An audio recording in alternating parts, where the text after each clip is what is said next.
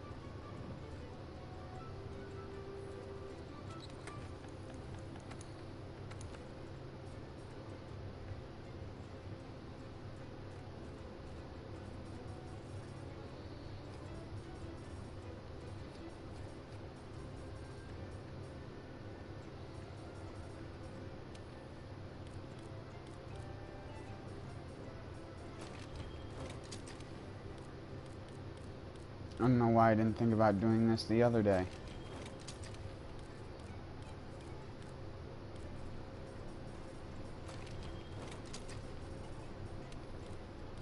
You don't need flinch free with a long sword.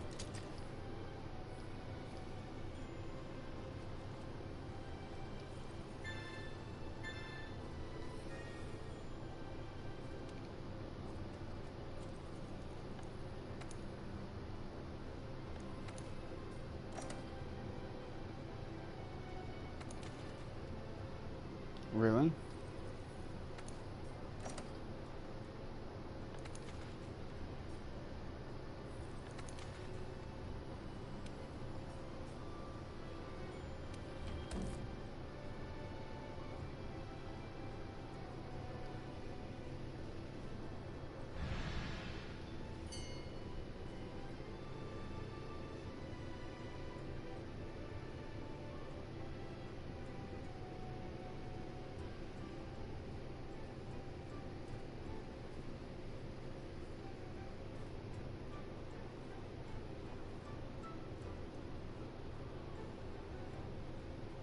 Our weather has been pretty back and forth recently. I say that because I was tearing out the AC, or not tearing out, but I had to take all the like ducting foam that I put around the outside of it, because it's a indoor AC, because we didn't really have a window with a good enough and sturdy sill on it to put the weight of an AC on, at least that I trusted. So I just had to take all of that out, and we'll have to buy some more next year when we go to re-put it back. But it was funny because I was like 2.5 weeks ago I had to turn on the AC because it was getting so hot in here from the sun. And I was like, now we're supposed to have pretty much dark weather for the next almost week and a half, and it's like, well, so much for my indoor plants grown by sunlight in the winter. They're all gonna be yellow by the time the sun comes back.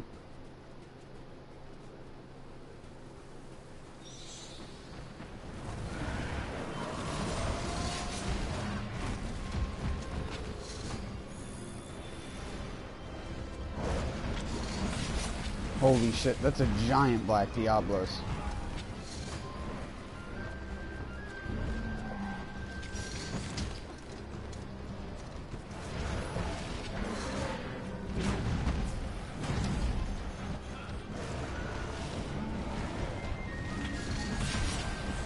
This is a raid boss. Jesus.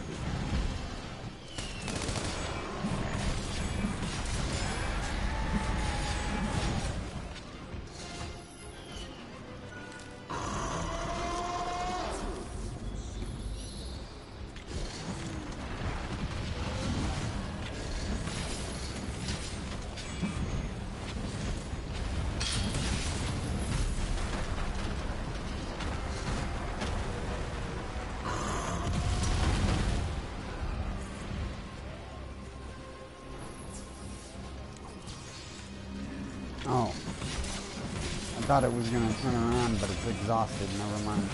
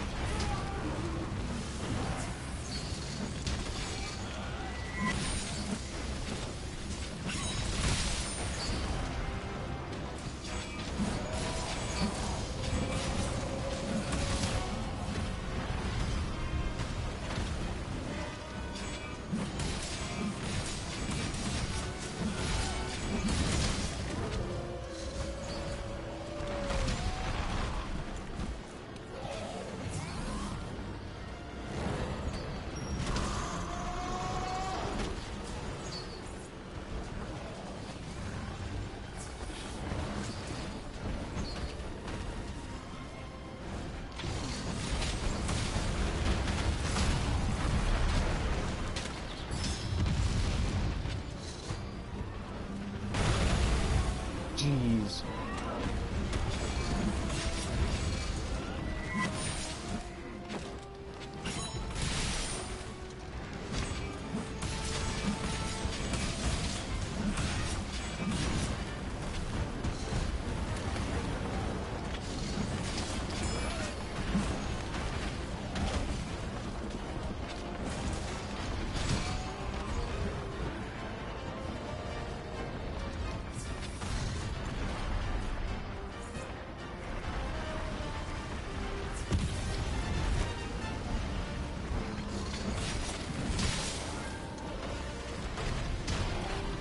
Damn you, Bagel. I can't even tell what is going on.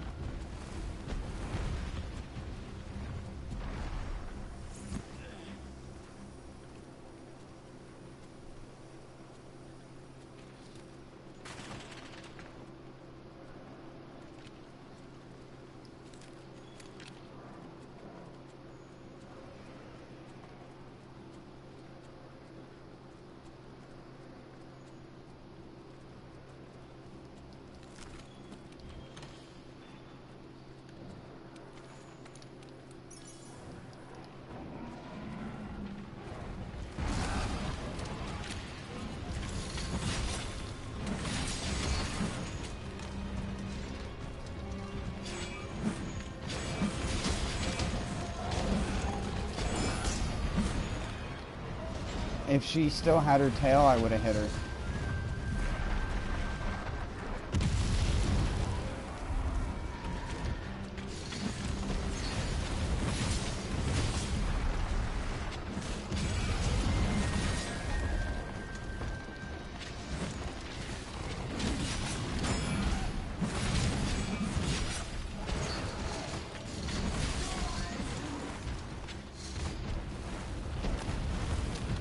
Damn it, even Scatternut can't stop them.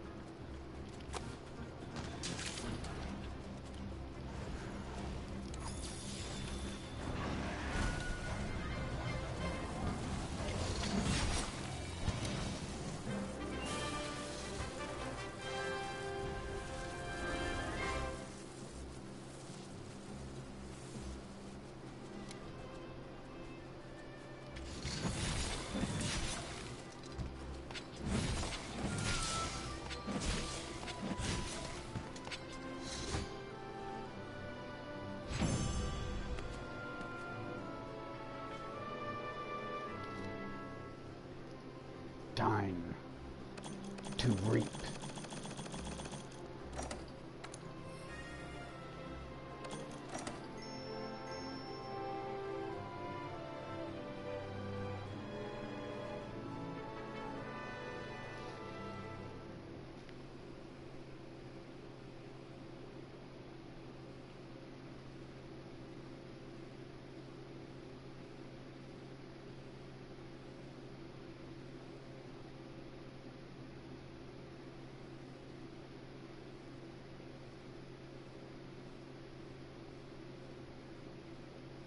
I don't even have much to say. I just wanted to play something.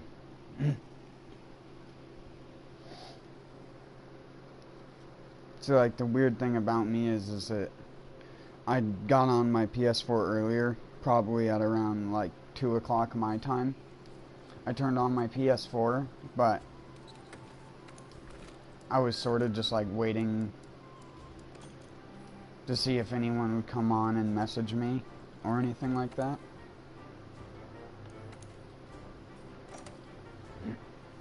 And I probably had it sit there on for like 2 to 3 hours.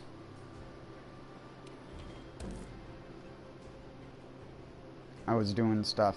Like I said, I was taking out the AC and other things. So it's not really like I could have played. I was just, again, just waiting to see if someone would come on to play. But no one wanted to, so. And Rasan didn't come on. I was gonna play some Monster Hunter with him if he wanted to play together, but he didn't even log on today. Either that or he just decided to play offline. I know he does that sometimes.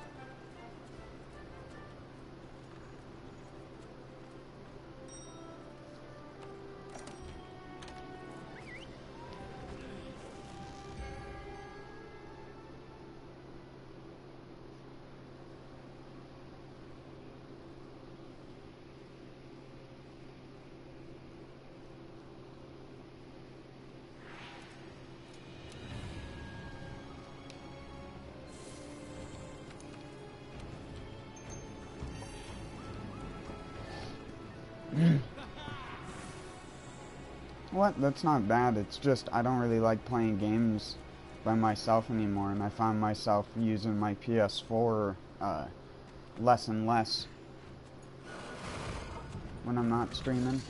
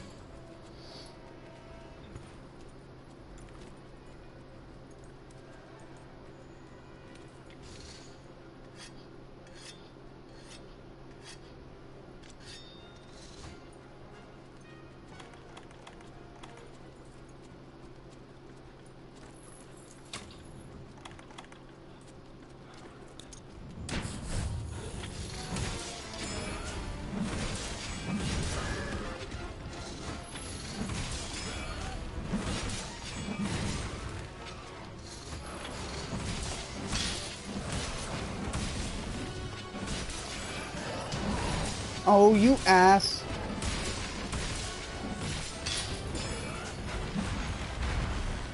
Fuck. Where the fuck? Oh, he's blinded, that's right.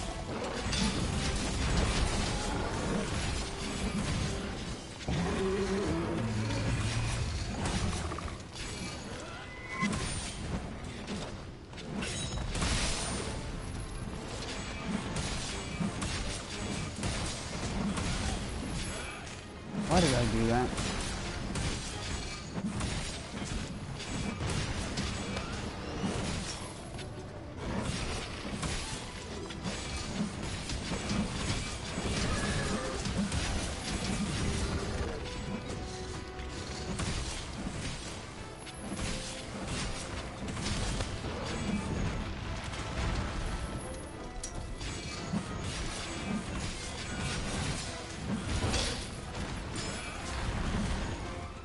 I pressed it like 3 times and it just refused to go off.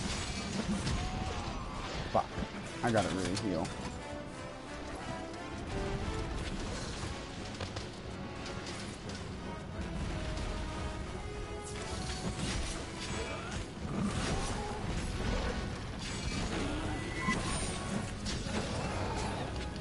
Wow, that guy has fucked me 3 times with his flash pods.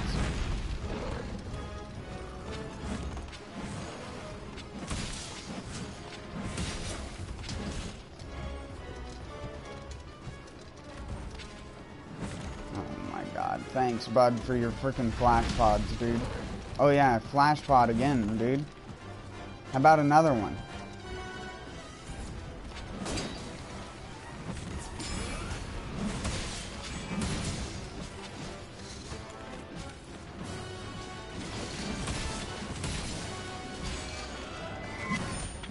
Damn it. Good thing I didn't. I would have gotten hit anyways. Like this. Holy fuck. I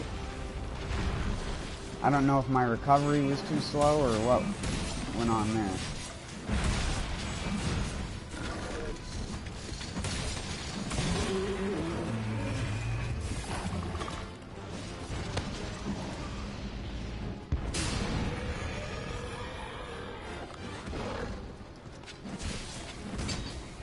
Like really, dude, Bandit Mantle. Bandit Mantle is for absolute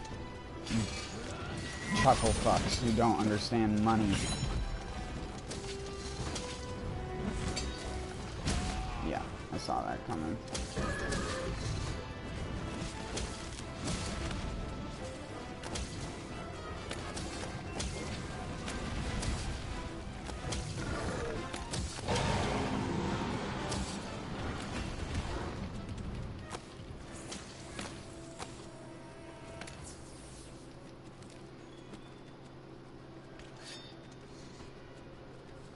We have so much freaking Elder Seal, and it doesn't even seem to be doing much for us.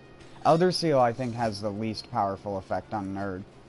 Unless you have a weapon with Mind's Eye that you can just swing into the...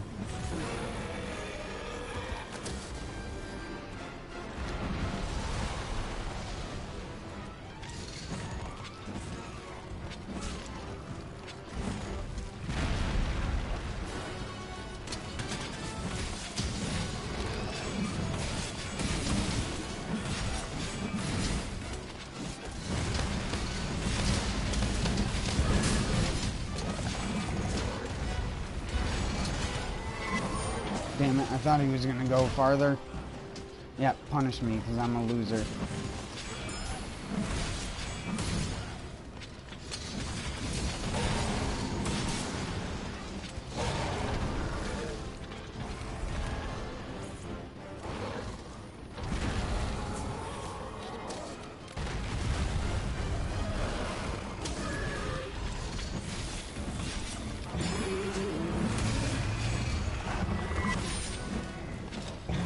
You fucking chuckle fuck.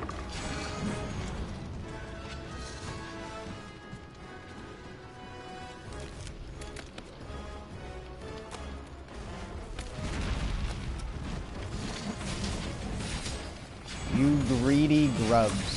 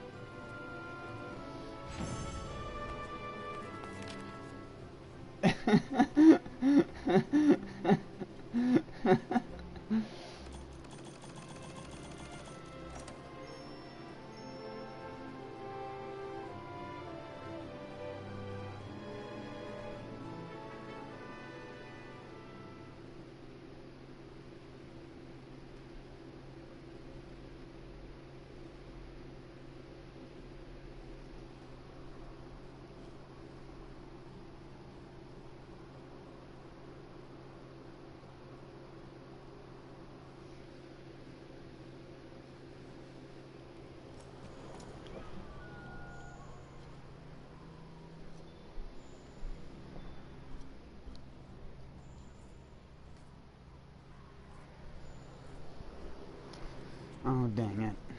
I always do that. I remembered the first time, but it's only ever the first time that I remember. Dumbass.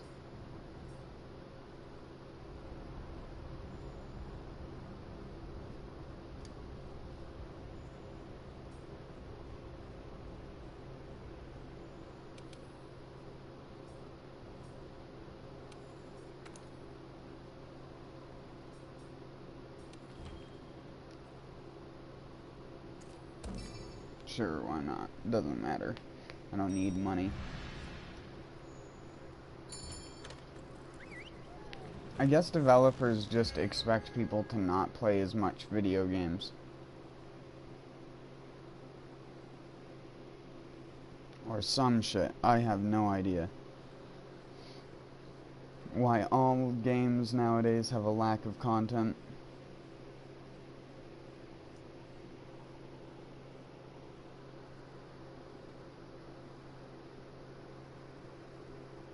Or developers that give up on their games.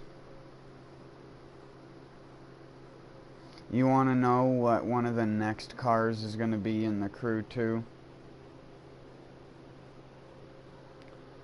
They're going to release an R34 Drift Edition.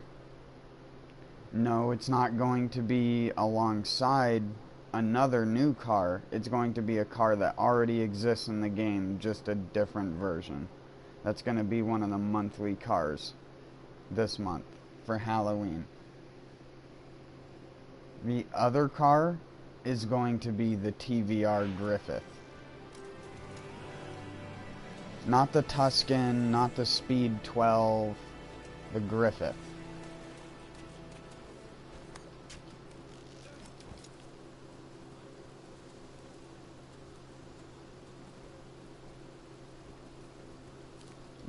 Yep. It's so bad. People are already complaining, but it's not like Ivory Tower cares.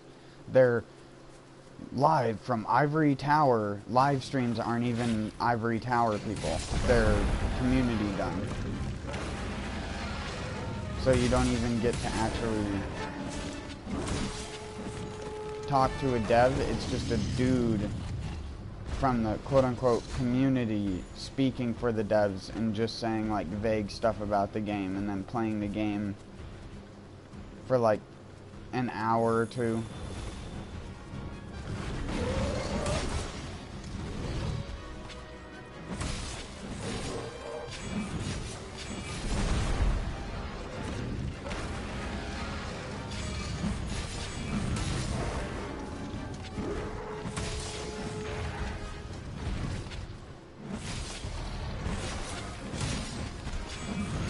That's how much they're afraid of their own community, because they know they fucked up the game.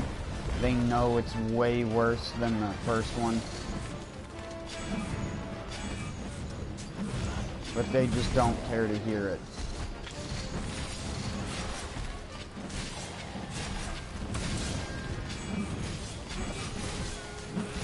And because of that, it's making them like more negatively impact the development of the game.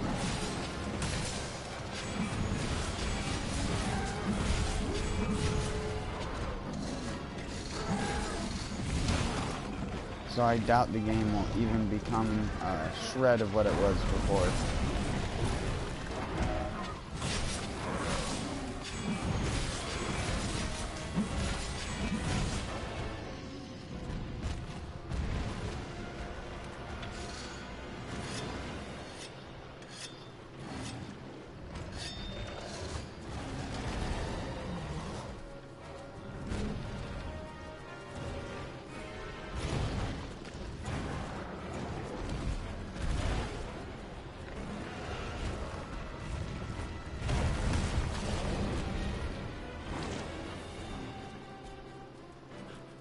What a cute doggy.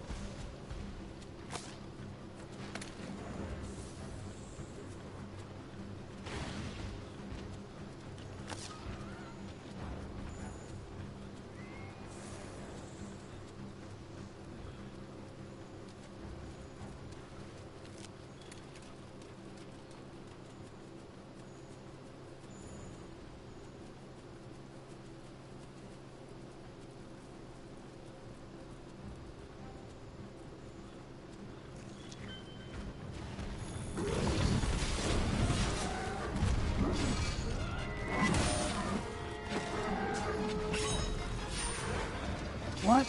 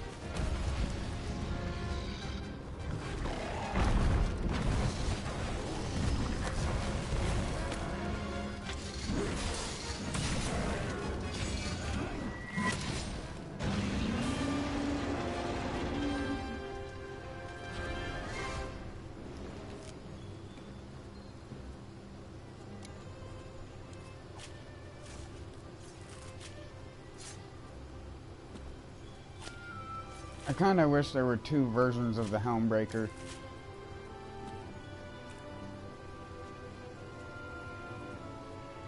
I wish you could press triangle or circle to get a different output. Like when you do the thrust, you press R2 and triangle, right? But while your character's thrusting forward, if you would press like triangle, you do the normal Helmbreaker. But if you press circle, your character would put all of the force into like a multiple stab thing.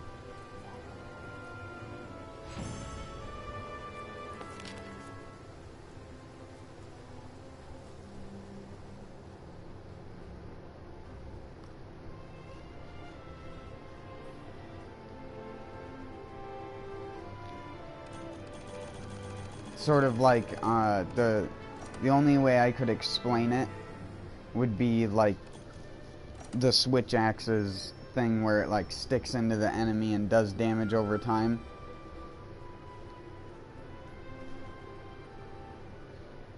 But with that, it would just be like it would be just like a thrust.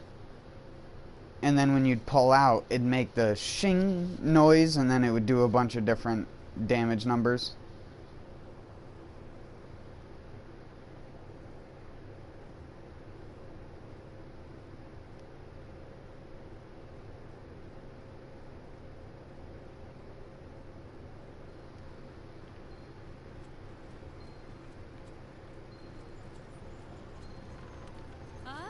Of course, you'd have the jumping one deal more damage, because that would be the whole point of having the jumping one. But the thrust one would just be like good if you just needed to get a little bit of damage in, or the enemy was moving around too much in like a rampant state or something like that. Because there are just some times when you just can't get a Helmbreaker off. The jumping Helmbreaker.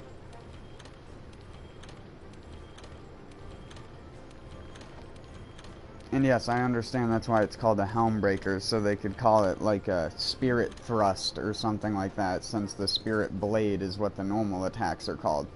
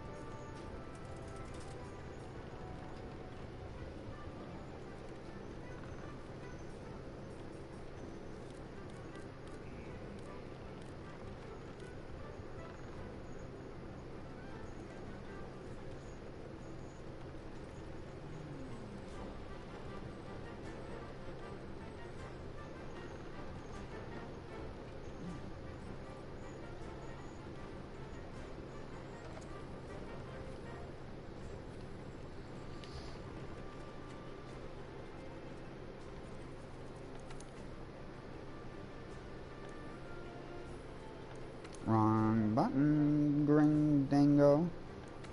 Gringalingo.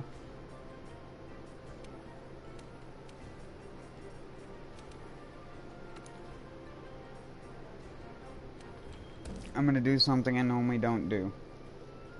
Summon people, who then I'm going to get mad at, who then are going to make me want to play by myself. Yay. Let's do it.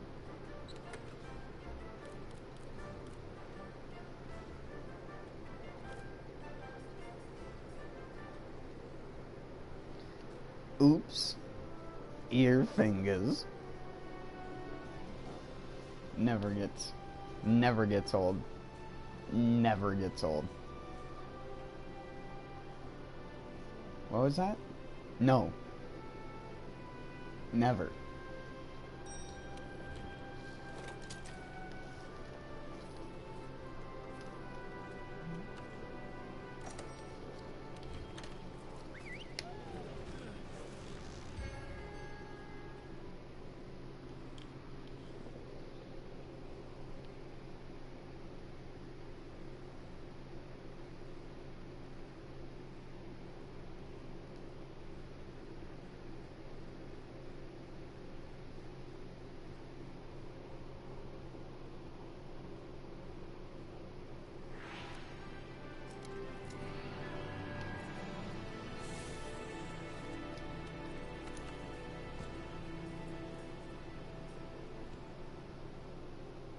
Medic!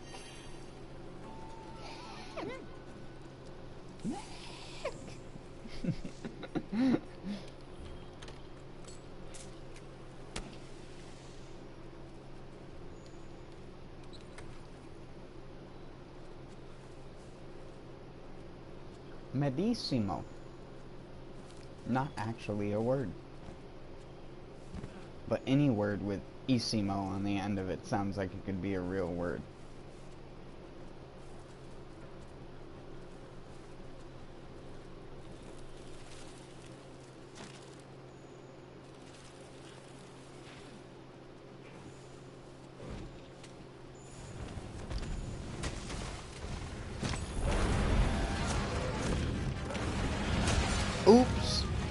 Ear fingers. Damn it.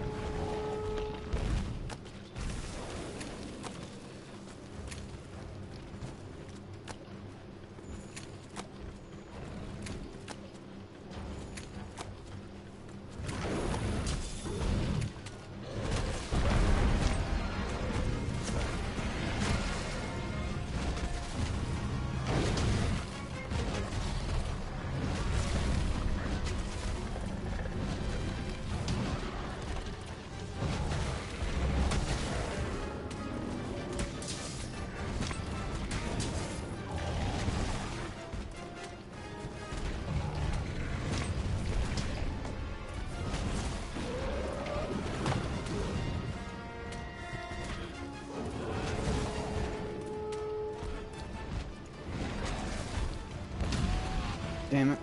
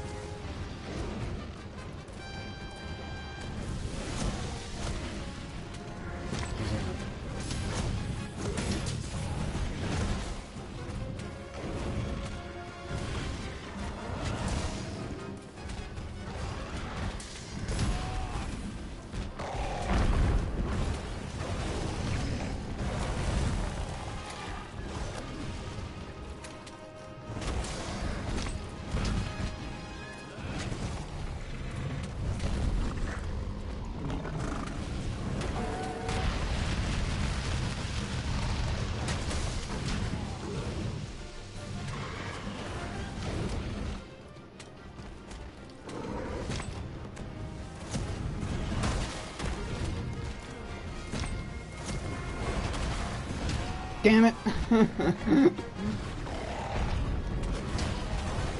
Cork in my Rhaenus. I'm dead. I'm actually dead because of this. Actually dead. Yep.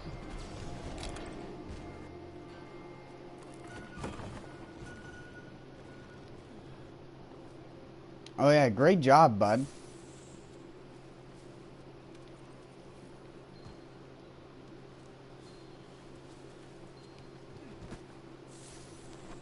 This is why I don't use greatsword. Unless it's elementless. Because no other greatsword does enough damage. Unless you have it all the way up like this.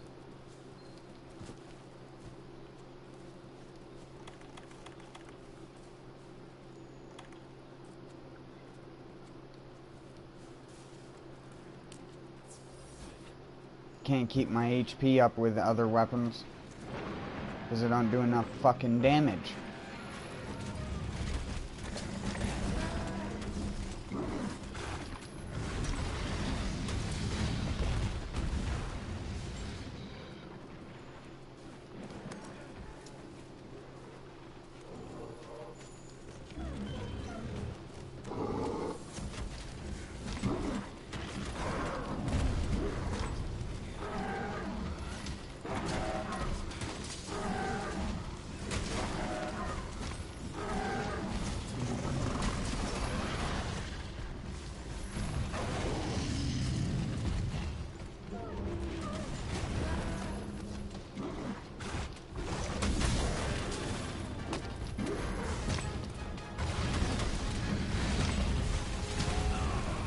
What the fuck?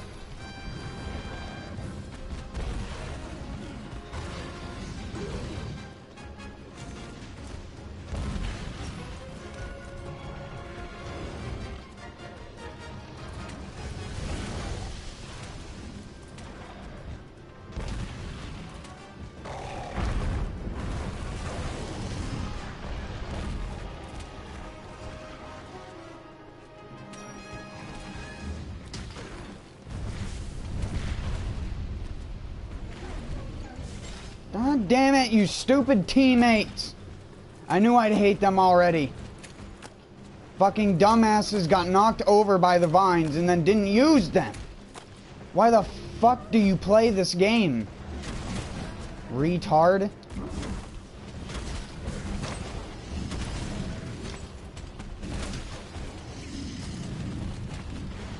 Holy fuck. And then making me really regret putting on this sword, aren't you? Fucking piece of shit.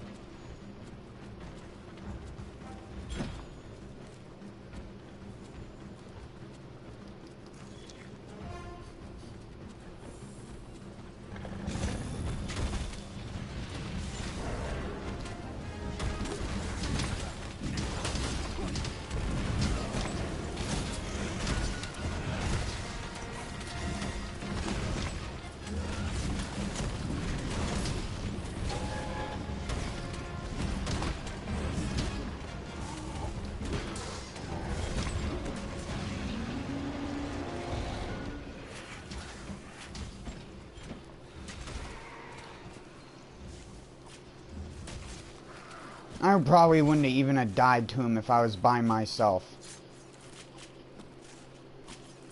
Literally, because it got changed to multiplayer, the added aggression and the lack of my cat being there to trade aggro made it so I died in that one specific situation.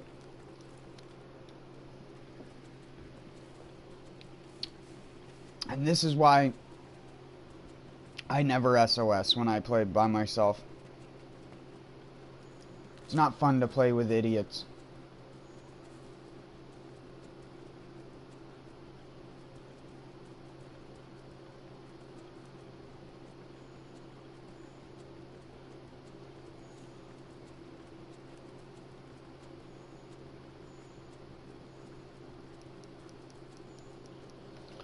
Of course, there's no footprints in the area where the monster normally goes, because that wouldn't be how this game works, now would it?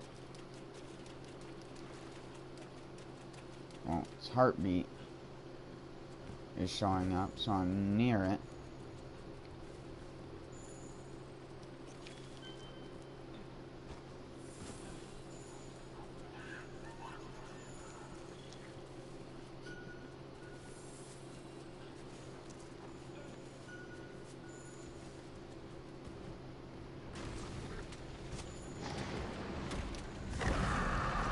Damn it.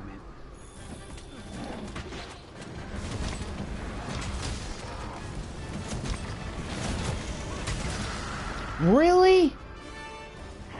Come the fuck on.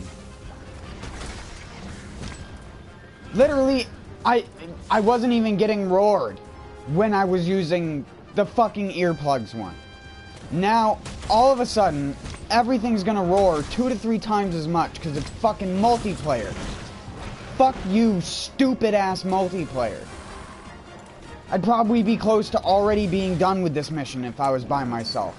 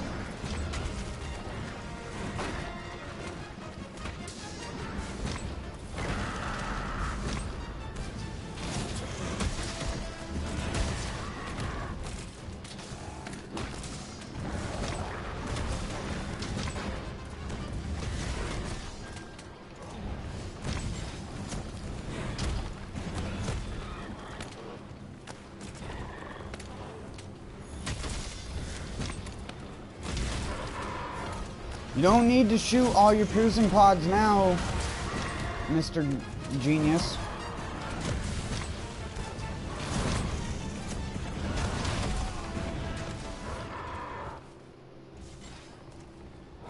Yeah, keep spamming. You're so good, dude. So good.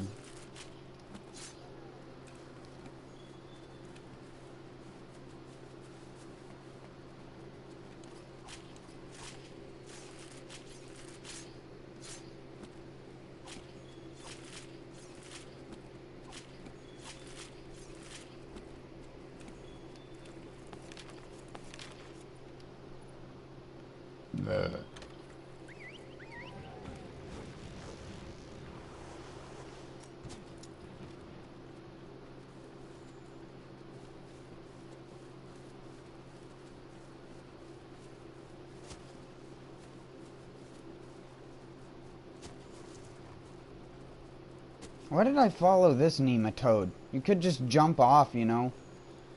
Freaking fuckboy. Wee.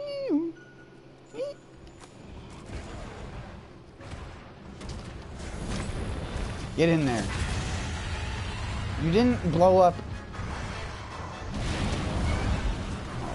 My lordy lord. On a lord stick with a freaking lord vessel on it. Is that a DuckTales reference? Oh, eat a dick. Well. Whee! There we go. We down here now.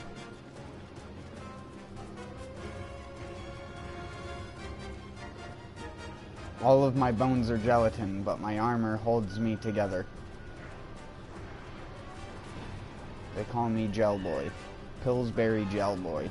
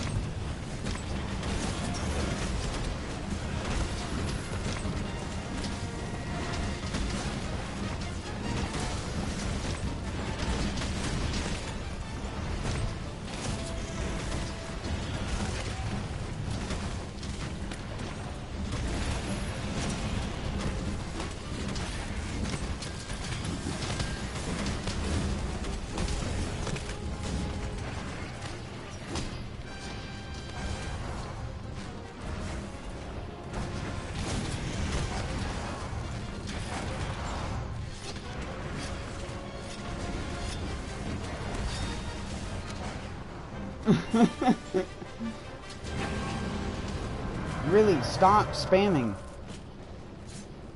You're using a default thing. At least change it to the cats.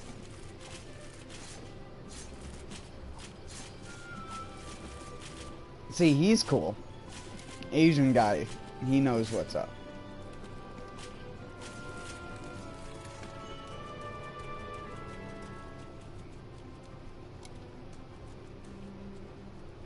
It's not even like they were tempered. It's just a normal high rank Azure Rathalos.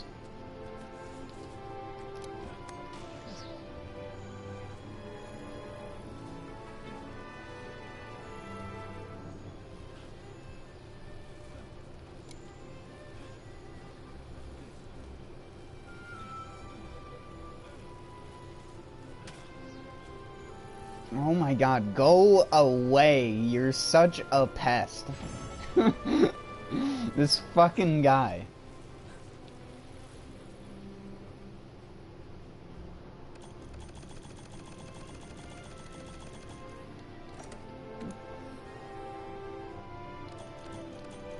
What a friend. Actually, he's like, bitch. My name's Tyrone.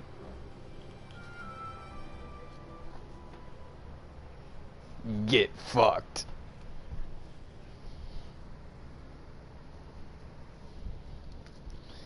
You look purty. Why did he become more and more country?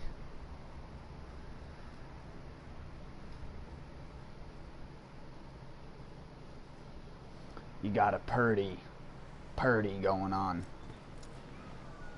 See, if the gringo liked me so much, why'd he leave the expedition? Simple answer, he didn't. Oh my god, Devil Joe, you suck. Literally wasn't even loaded in for less than a minute.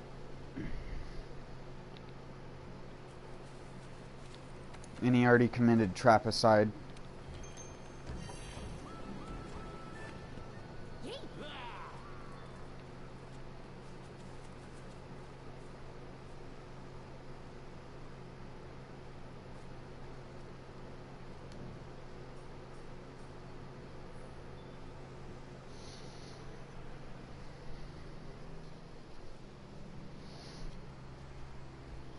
So even Sleeper Jeff wanted out of there. He's like, nah, dude. Nah, dude. I don't want to have to deal with that. I'm going to force myself to do more multiplayer just because it gives me something to fucking bitch about. I don't actually hate the people. I'm just a bitch.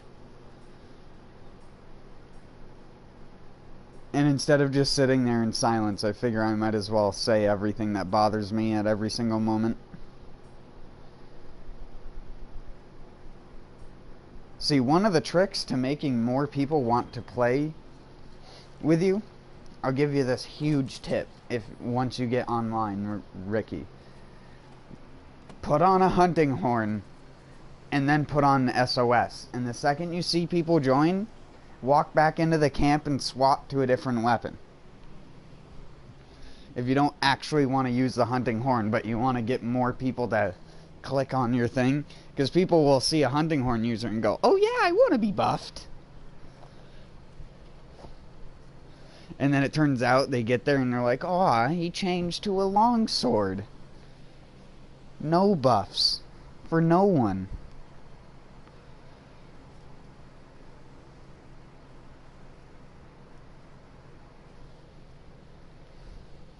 Unless you use demon powder. Why am I such an asshole?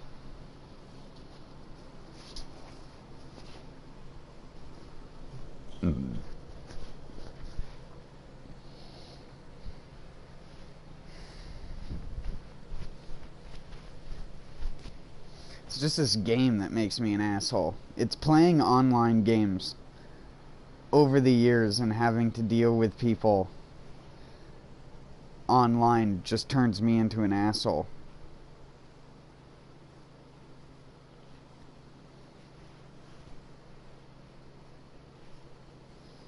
Cue Evanescence, wake me up. Wake me up inside. Wake me up inside. Leave me.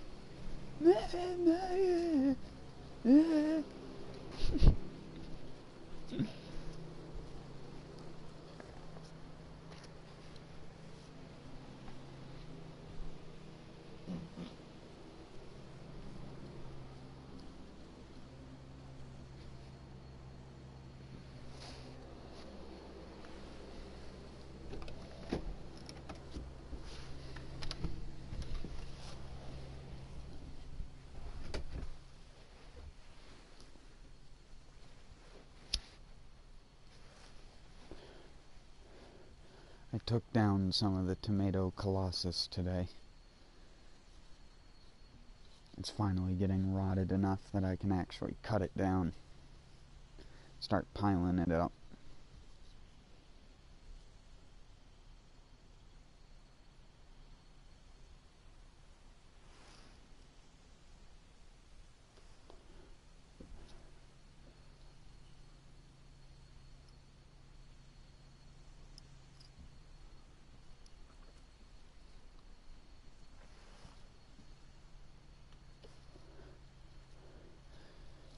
I'm a person who likes to debunk gardening myths, so what I'm doing is I'm cutting this tomato plant up and I'm just putting it right back down where it grew last year. Like, I'm cutting the stem up into pieces and all that stuff, and I'm just putting it right back where it was. And if you look up online, my plant had tomato leaf spot. My plant also had a little bit of early blight, but it fought it off, and I didn't remove any leaves, which is, again, against most people's advice. Most people who say you get blight or something like that to remove the blighted leaves, because it will continually infect the plant.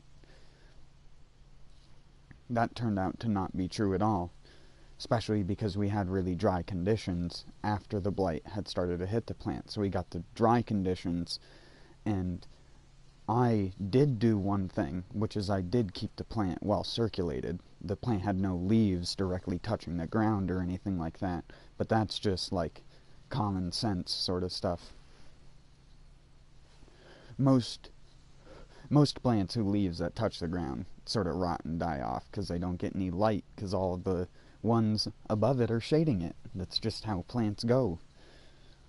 Most of the time people will think that's like a blight or something like that, but even then, I just let it, and my plant never died from disease all year round, having left that stuff on the plant. The only thing I do, and I've already talked about this before, is I spray them with hydrogen peroxide.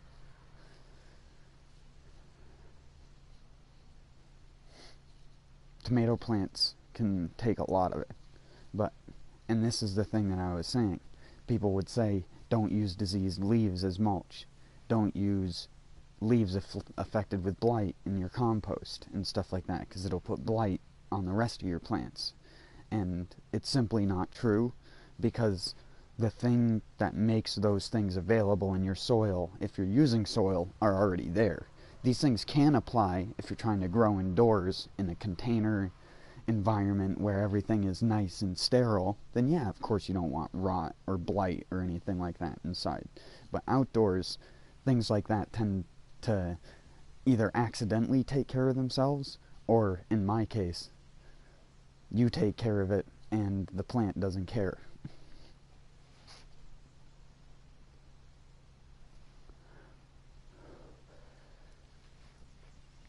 And this is one of the things that I always tell people, is that if it has disease on it, it's not going to be there when it's dead. There's nothing for it to be a host on, and they can't lie dormant forever.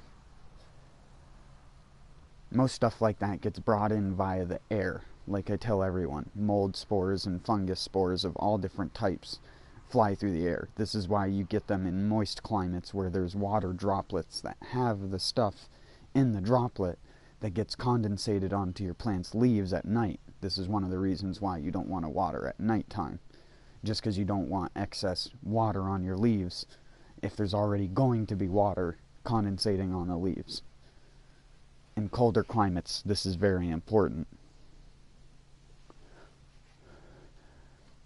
I even advise people to shake the dew off the plants in the morning, or even go out middle of the night if it's a container plant and just shake it if they're up, because getting that little bit of water off of it so that the fungus can't have something to start on is the key.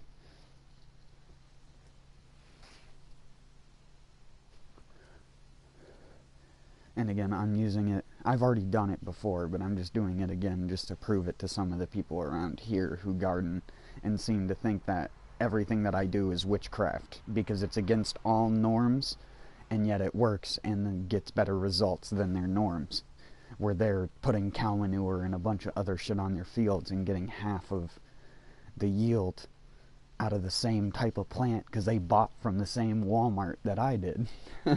They bought the same tomato plants in the same shitty container from Walmart and planted them in their garden. Mine was 12 feet tall, and theirs were 6 feet.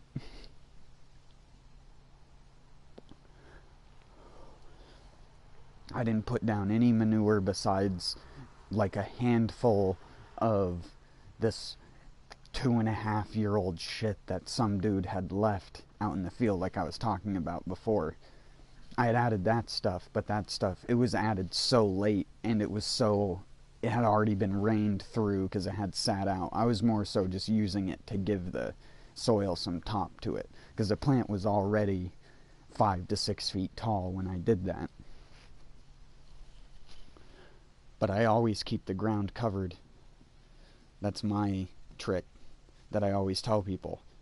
Earthworms will never come to the surface where the ground is not covered.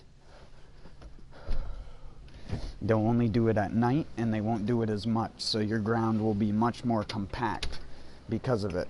Whereas if you have mulch even the slightest layer of something at the surface to act as a shading thing, so the photosensitive worms come closer to your surface. You'll have worm castings that are less than a couple inches down, and you'll basically, like, because so many people nowadays, when you look up gardening stuff, are preaching like vermis tea, or like vermicomposting and stuff like that, which is basically just worm poop. And people act like you couldn't replicate what you can do in a box and get that concentrated tea. People act like you could never get that level of worm in the soil. But it was estimated in that fertile, no-dig soil, over a entire acre, was estimated to have around 200,000 to 250,000 worms in it. That's counting all different species and stuff like that, from small worms to big worms. Because there's a lot of different variants and stuff like that. A lot of them. And especially because people have grown worm farms over the years and brought in worms from other countries. Now that those have cross-hybridized and other things with our existing ones, you just have so many different types in the soil.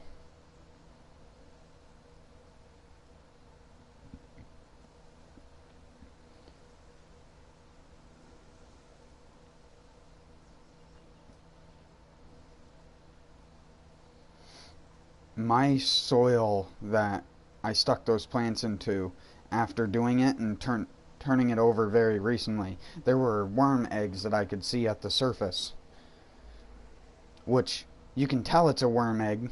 And I've shown people this before, even though I hate doing it, because you can grab it and it has like this little, it looks sort of like a piece of vermiculite, but little oblong piece of vermiculite almost, and it's slightly squishy, and if you squish it when the worm is near maturity to pop out, the entirety of the thing will turn red from the worm that was developing on the inside,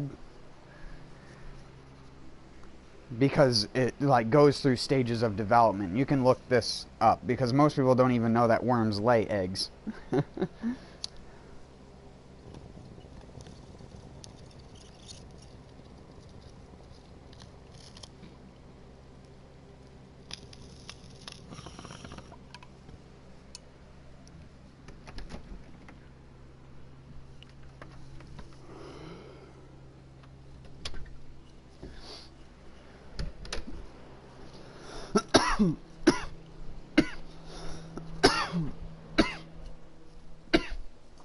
That's how you know you've made your ground fertile. If you can take a normal garden trowel, stick it in the entire depth of the shovel, move the soil left and right, and take like a scoop out of it, and find those little white balls, which are worm eggs, that means your worms are coming to the surface.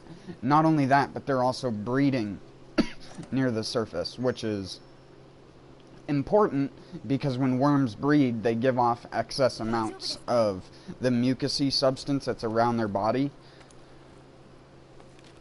which fungus actually likes to grow on, mycorrhizal fungi, and it helps with plants to set roots. And they're you'll also know if you have a nice fertile ground is if you pulled up a seedling or a plant in your garden and all the roots looked like they were really, really fuzzy. Like, not just normal, because I mean a root ball already sort of looks fuzzy, but it will look almost as if the roots have hair. And the hair is actually a fungi that the roots use a symbiotic relationship with in order to form faster and stronger. So, when people use sterile potting soil, and it's one of those things that I always talk about, why you don't want to use sterilized potting soil unless it specifically says on the side that it has fungi added into it. And they'll normally list on the back of the package what fungi is in it and how many, like, I guess you'd say, it's not literally measured in part per million, but like what percentage and what milligram of the fungi you can expect in the soil if it's not kept in an improper storage location for a long period of time. And then you'll end up with, when you actually plant your plant in the potting mix, the plant will actually have an easy time rooting, and you won't have little stubby, more woody looking roots. You'll have a lot softer, pliable roots, which is actually good for a lot of plants' health.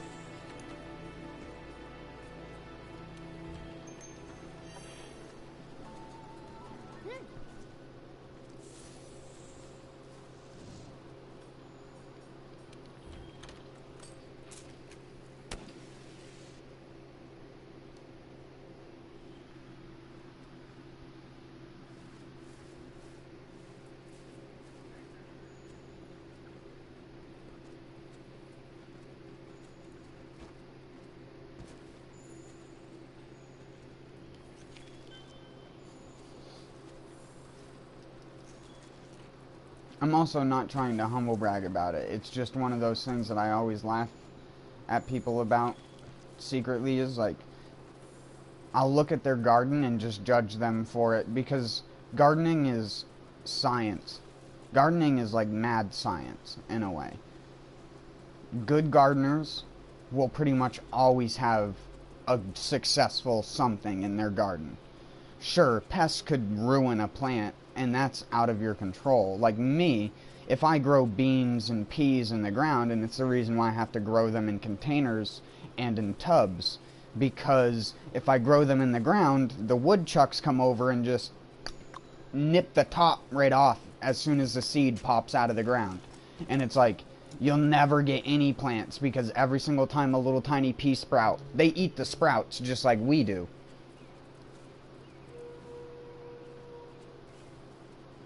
So they'll nip every little tiny fucking sprout off of them. So what I do is I put them in really, really slippery containers, so when the woodchucks try and climb up onto it, it's just them slipping down and eating shit on the side. And they're pretty heavy, because they're like 10 to 15 gallon containers. You can't move them once they're full and the soil is saturated. It is way, way too heavy.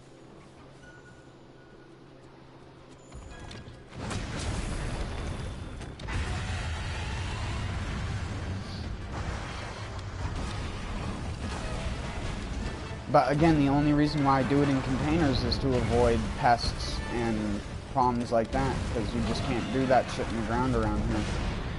Even though I'm in a very urban area, woodchucks live underneath people's houses, underneath their foundations, and so many people have tried to get rid of them, but they don't let you legally kill them.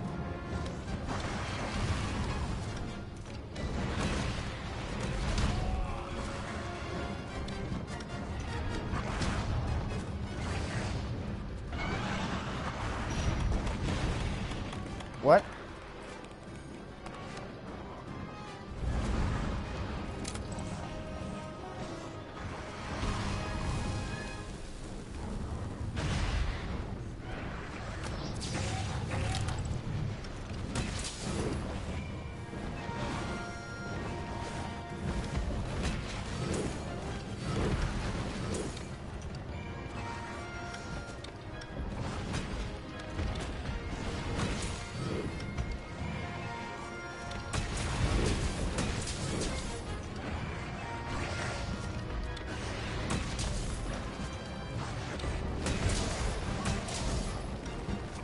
Get smacked up. Get placked up.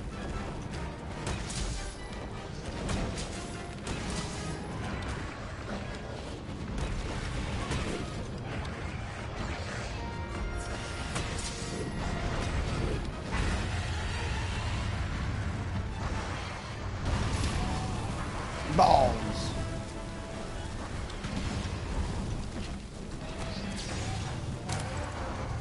Get snot.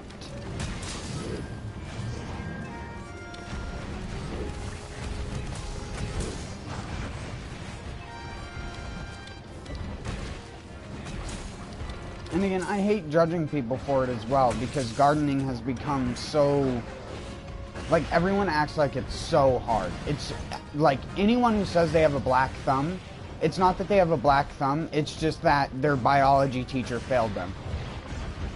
That's all I ever say. It's like, it's not your fault your biology teacher failed to teach you the key ingredients to plant life. Because literally I could show, most people can't believe that all you need to grow a plant are like a couple different salts. And I say salts as in just what they look like. It's just like a solid, shaky, powder-looking thing, like Epsom salt. Epsom salt being magnesium sulfate. But then you have stuff like calcium nitrate, which, like I tell most people, yes, calcium nitrate is not organic. And when you grow with it, you're growing a plant that technically you couldn't sell on a store shelf as an organic plant. But does it hurt you? No. You aren't eating the calcium nitrate. The plant uses it in its roots for the calcium and the nitrogen, which there are nitrogen-loving bacteria that you find in garden soil that actually use up most of the nitrogen in the soil. But you want to know how nature works? The nitrogen-loving bacteria, because the plant can't just absorb nitrogen raw. Some plants can. Some plants make symbiotic relationships with nitrogen-fixing bacteria in their root systems, like beans. However, what most plants rely on is that bacteria turning that nitrogen into available nitrates through the bacteria's poop, basically. Their waste. And the nitrates are what get used up by the plant, which are available right at the surface of the soil. And this is how I tell most people, most plants are set up in a way, and this goes for pretty much every single vascular plant that is alive.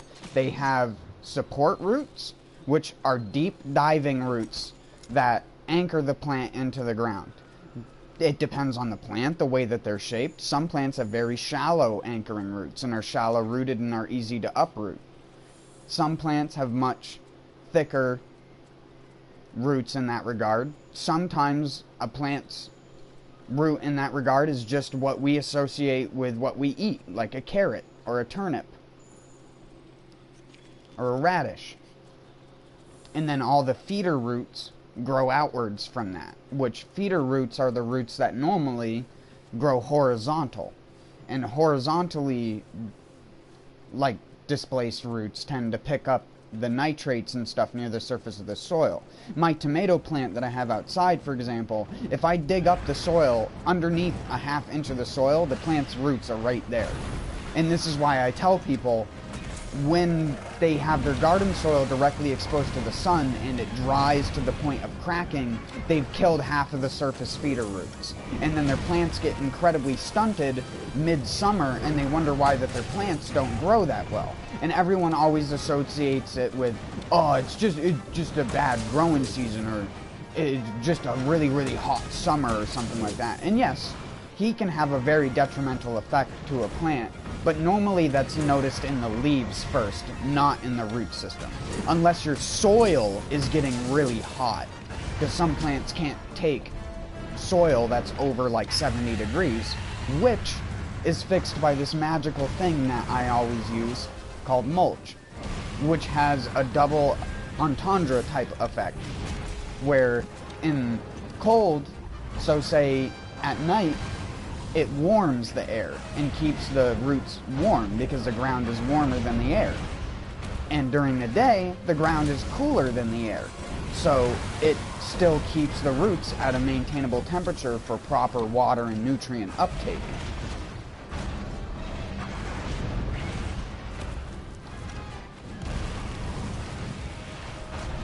This is why everyone can't grow a garden, because too many people try to worry about the surface of the soil, and they either end up waterlogging their plants because they overwater their garden, and they think anytime the surface is hard, they have to water it, or vice versa.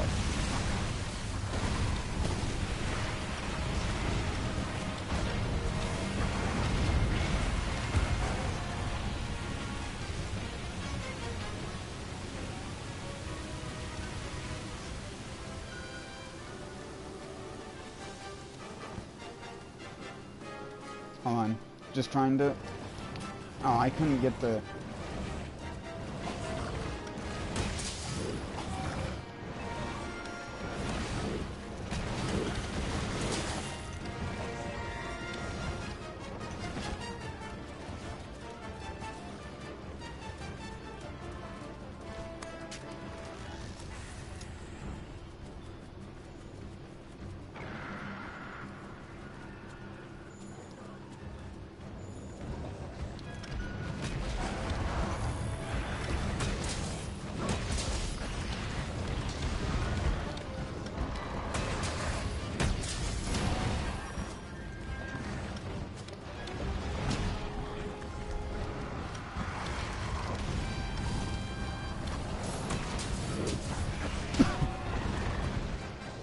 There's a very simple science to plants.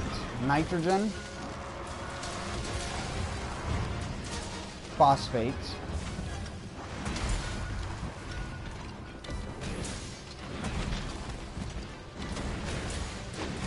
and potassium. Those are the three critical ones. And then the other necessary but not as important ones normally go as the following. Calcium. Calcium is very important for healthy leaf development, especially in certain types of plants that are almost entirely reliant on calcium for any sort of proper leaf structure. Certain types of grasses can survive in really, really low calcium environments, but for the most part, like peppers, tomatoes, anything like that that you'd consider common garden plants, really, really do require you to have calcium in the soil. So that's probably the fourth one after that. And then after calcium would probably go sulfur. So sulfur is very important for proper aromatic development and flavor profile in a lot of plants.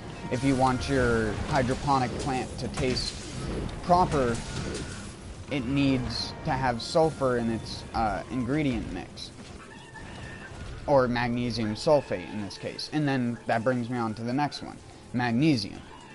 Magnesium is important for proper thickening and recovery of plant damage. So say the plant gets like bent or is bending in the wind, or you have a fan in your hydroponic room or whatever you're doing. Magnesium is what makes a plant stiffen up and thicken out its stem. It's what it uses, I guess you would say, as a muscle improver, even though it's not technically a muscle, it's just stronger plant development.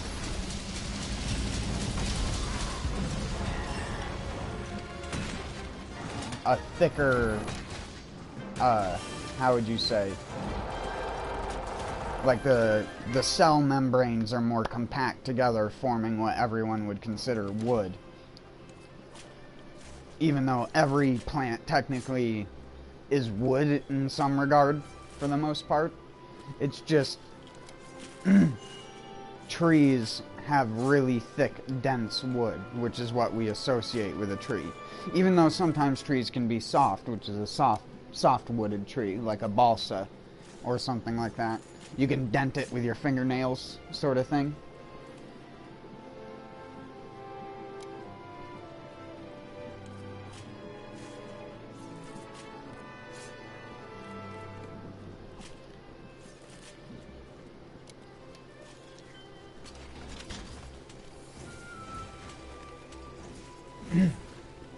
Things like that are the most important. There are some other ones that are kind of important as well. So, following magnesium would probably be iron. So, iron in very, very small, like, amounts that you would normally just get from rusted stone or something like that. Like, it would be... You normally wouldn't have to add an iron supplement into your soil, because you normally have enough iron in your soil. Unless you have a very alkali peat soil, it probably has enough iron in it. Iron doesn't have a significant as effect as noticeable as everything else. Iron tends to help with, again, proper leaf development and recovery of plant structure. But it, again, not necessary at all, and most hydroponic nutrients that you get will not have iron in it, so it is not something crucial to plant development. It is just something some plants use to strengthen their own development. And to sometimes use for fruit development as well. Which is where, like, peanuts and stuff like that, being rich in iron, come from. No joke. They just pull out excess iron out of the soil. And that's what goes into the legumes, or the peanuts, that we associate. They're not a nut, in actuality. If you didn't already know that, then now you know. Peanuts are not a nut, they are a legume, like a bean or a pea. They're just in their own family.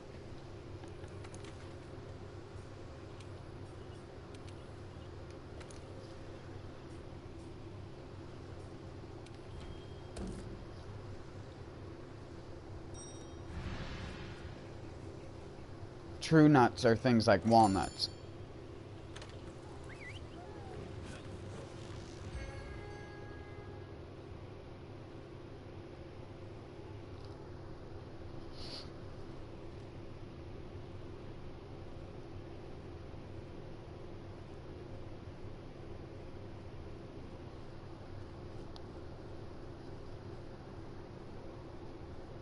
A pecan, I believe, is a true nut as well. A Brazil nut. Wait, no, I think a Brazil nut isn't a true nut. I can't remember. I'd have to look that stuff up again.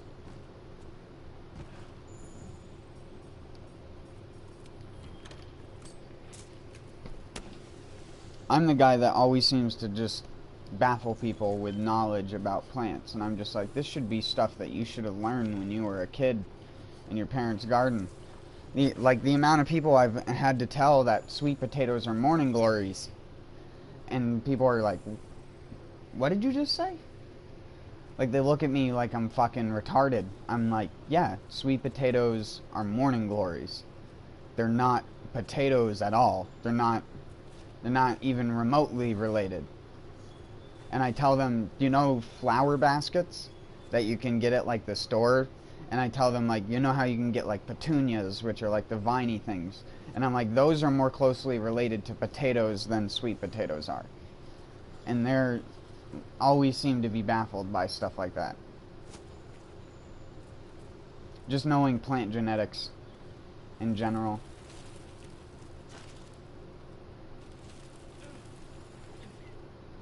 Being able to identify wild native versions of plants that we cultivate nowadays.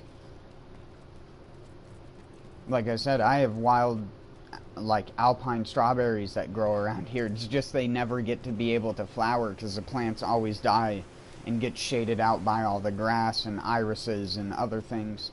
But you can see their fuzzy leaves because I've grown strawberries before and I know what strawberry plants look like.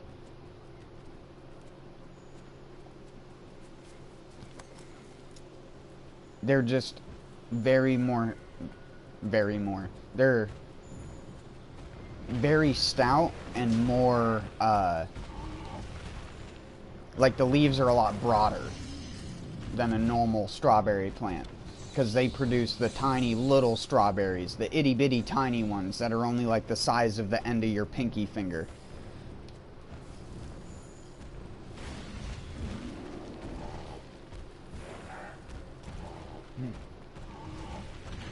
We also have a lot of wild huckleberries around here.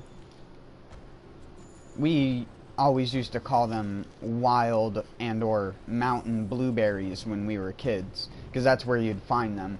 I used to live next to a small mountain where I grew up for the most part, a mountain called Mount Anderson. And on Mount Anderson they had these types of huckleberries which grew to about 1 foot tall and put out these beautiful, like, bright blue colored huckleberries. Like, they were like, you know how when you get a blueberry from the store, you can, like, sort of wipe it on the surface and a lot of the blue will sort of come out more? It was like that, but a little bit bluer.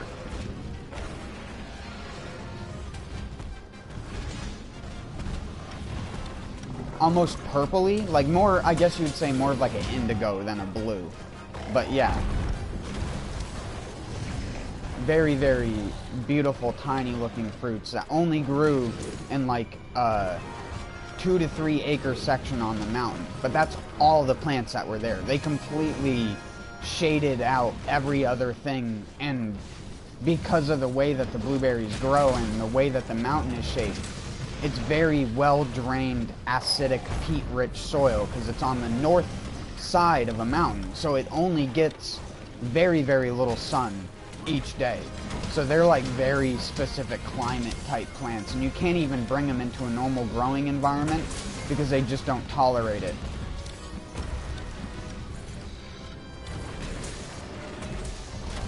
They naturally live in an area where they have spring water as the water source, and it never goes like completely dry in the ground because of it. Even when the spring isn't squirting out water at the surface, like the ground is still really moist, but it's all free draining, so it's like constantly free draining mineral water that those plants pretty much grow in. And then you also get these wild black raspberry relatives. They're actually a relative, I think, to like the loganberry or something like that.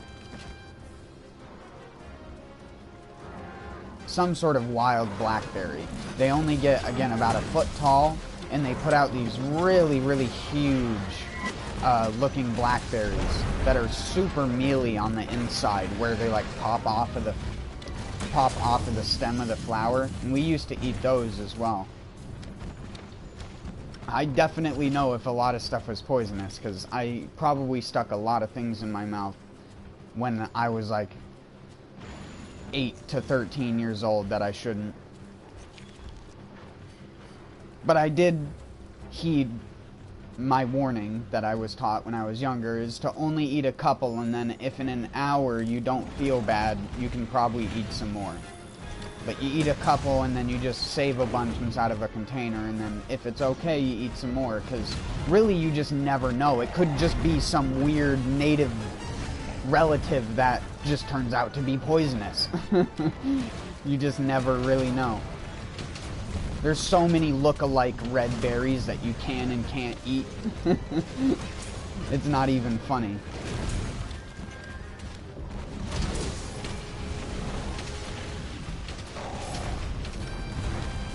It's always joked about in cartoons, but if you grow up in an area where, like where I live, there's just such a high native population of wild types of berries. It's one of the reasons why Native Americans liked it around here.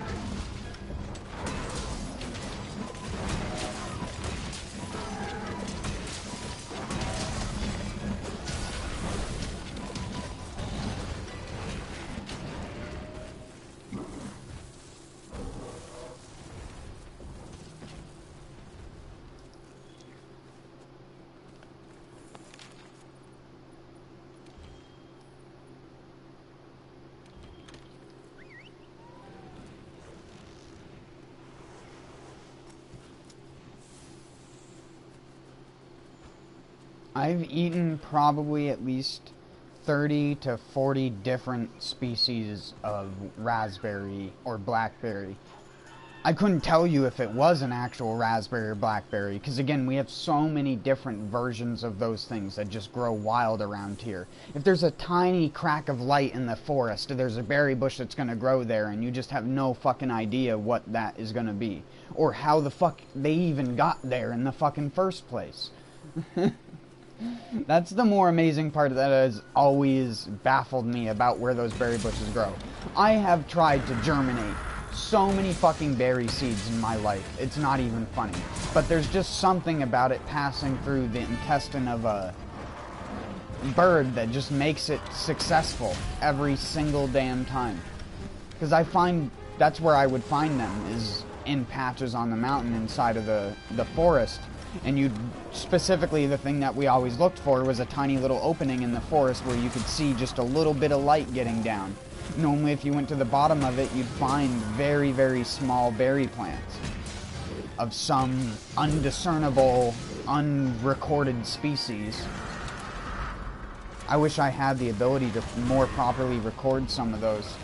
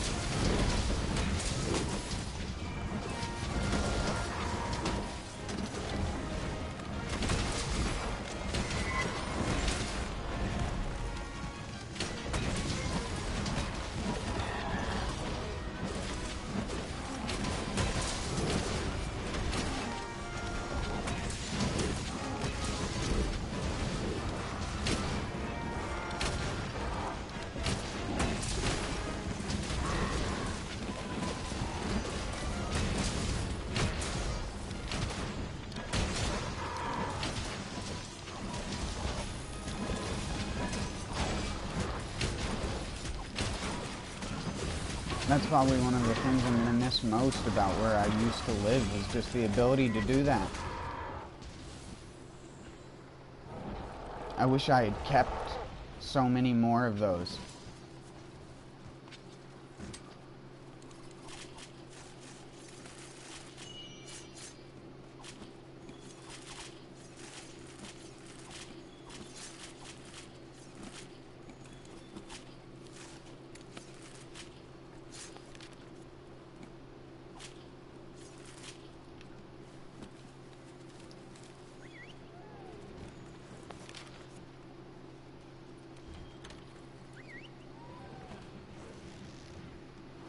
I've tried to germinate so many different berry seeds. It is not even funny. Strawberries are one of them. I've only ever gotten 2 plants out of probably 500 or 600 seeds that I've tried from different strawberries. I've only ever gotten 2 plants out of it, and those were plants that were back at my other place that are in the ground over there. Whoever gets that place, I guess, will like all of the wild edibles that grow there now, because just about the entire property over there is just surrounded with things that grow perennially, so they don't go away. They just keep spreading. If no one mows the lawn or takes care of it, the entire lawn will just become a berry farm, pretty much. Because that soil over there was very acidic clay, which is why berries like growing in it. Don't ask me why berries liked acidic clay. I know berries like acidic soil, but clay is normally like a no for most plants. And it was actual clay to the point where if you mixed it enough with water, you could shape it and harden it into objects that would be almost like a pound brick. We used them to help construct jumps. We'd make a little brick out of the clay and let it sit out in the sun and it would harden. And then we'd use that as the base for jumps. Because it would still be malleable once it got water on it. But it would give a nice hard base so the jump wouldn't give way over time from the dirt bikes going over the top of it. Because, of course, with a single tire, you really eat away at the top of the jump.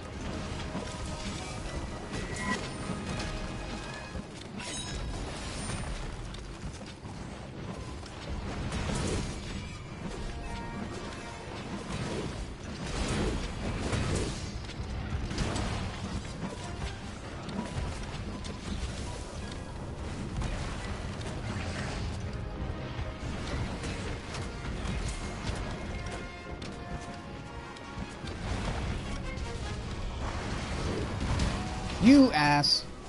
You nugget. You nug boy.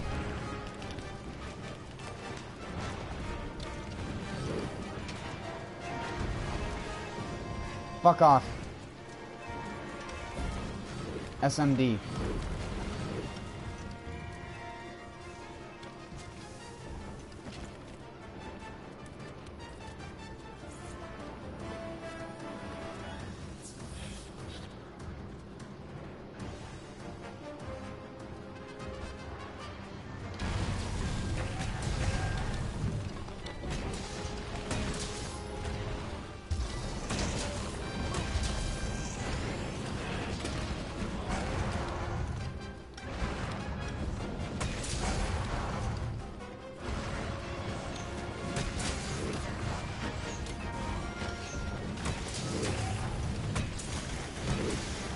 I didn't think I'd stun it just in that freaking moment. Like, come on, man.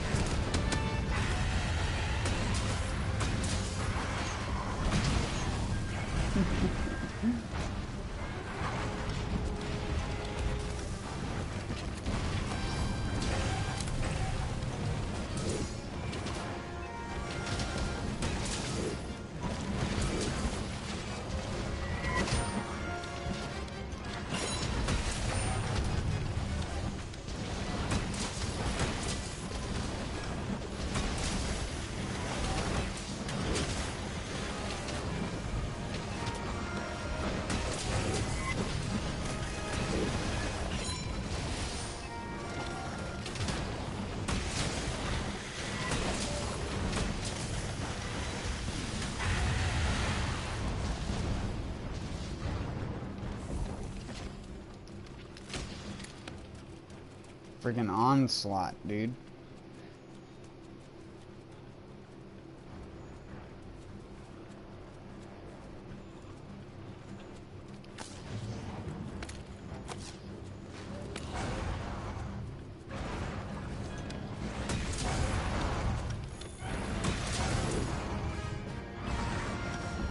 Get spanked.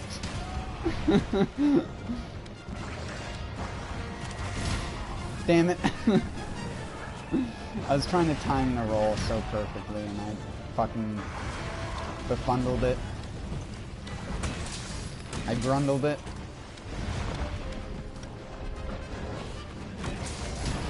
No, don't off the ledge me.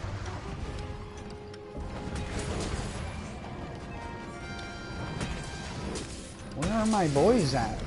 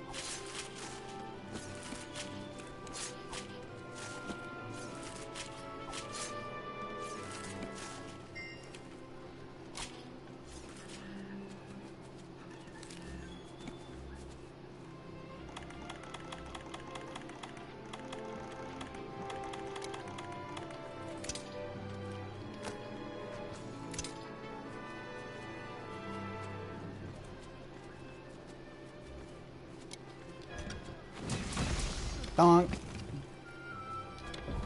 Donk. Deadoed. The person did the crying emote. I think he saw what I did. I shot the thing out of the air with the paralysis knife and beat it up. Poor defenseless little thing.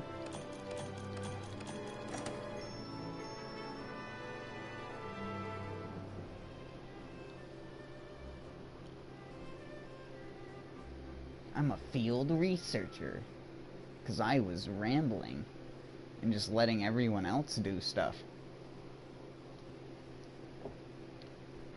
while I doodle on my freaking hunting horn.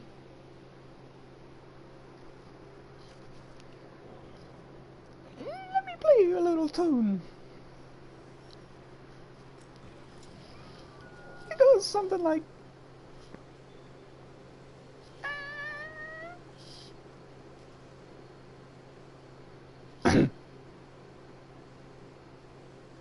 Ah.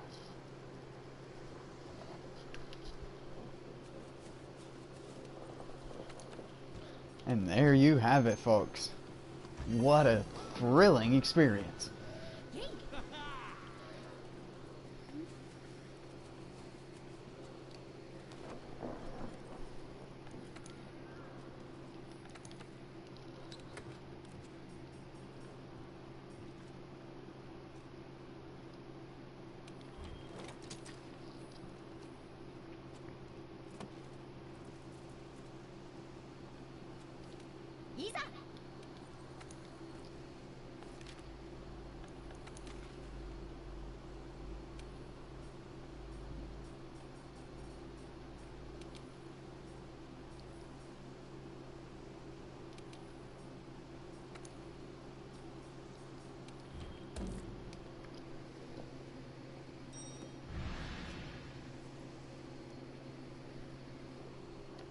How was that? Did you like that? Did that tickle your... Did that... Did that tickle your fickle pickle for a nickel? You better pay up, boy.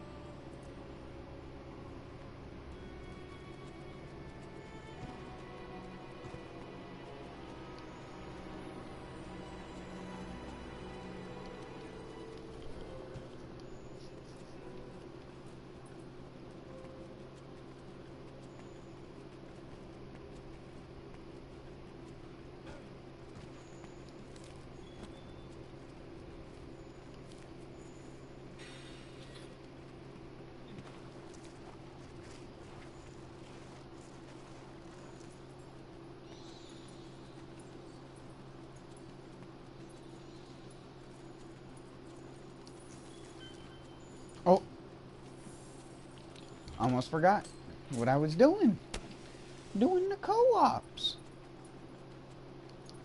The cooperatives in the gameplays when you do the thing with the what do you call it, a friggin' shoot the thing up into the sky and it goes and everybody knows about it sort of thing, you know?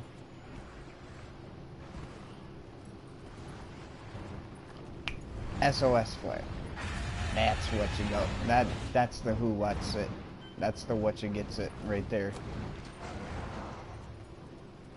Now get your buns over here. Oh hey buns. Hey bubble buns. Bubble biscuit.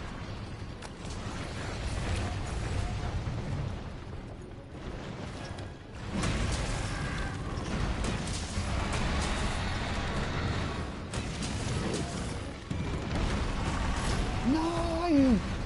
Yeah.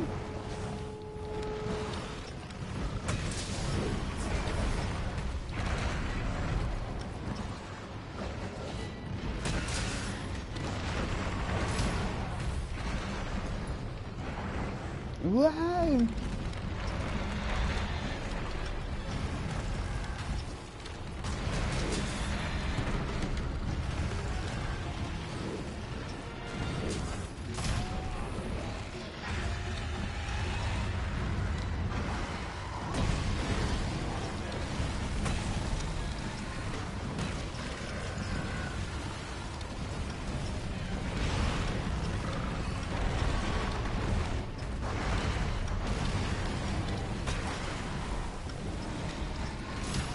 No!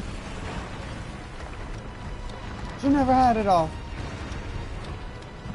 One for a second then. I never see you there. Is she still? Preoccupied.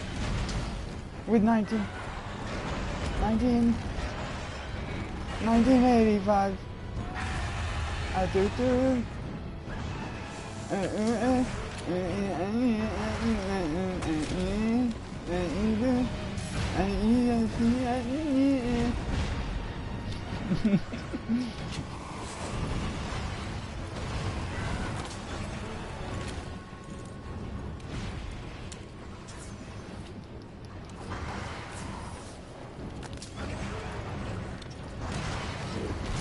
Oh, you bitch.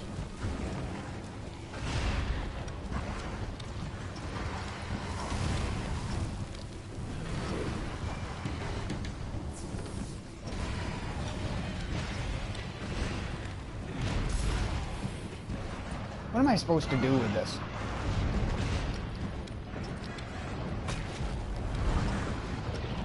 I'm gonna do a triangle attack.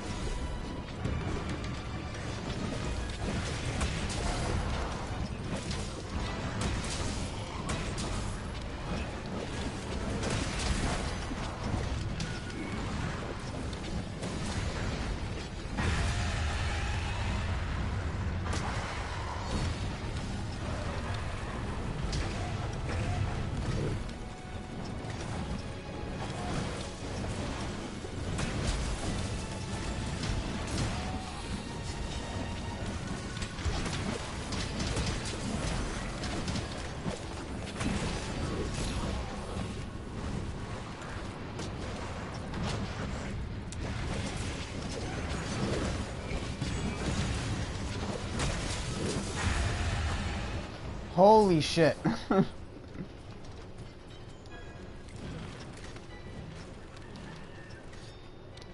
my god, it didn't... That's why I never just press the button one time. The one time I pressed the button the one time, it didn't work. That's why I never pressed it one time. Because I tried to press circle, triangle, and I don't know, I never press it in between the time period when it needs to, so I always just mash the second button after the circle.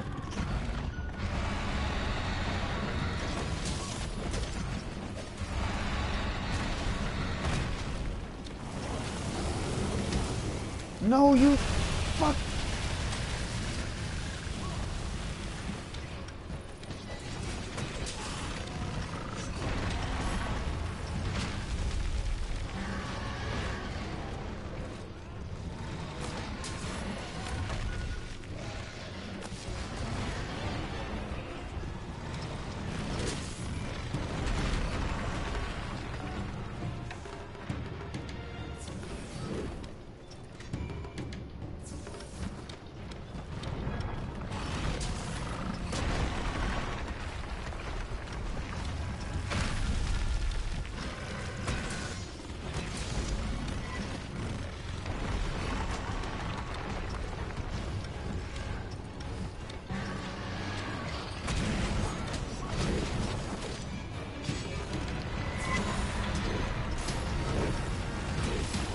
Oh, come on, I was in between the lines. I was field goaling it, you know it.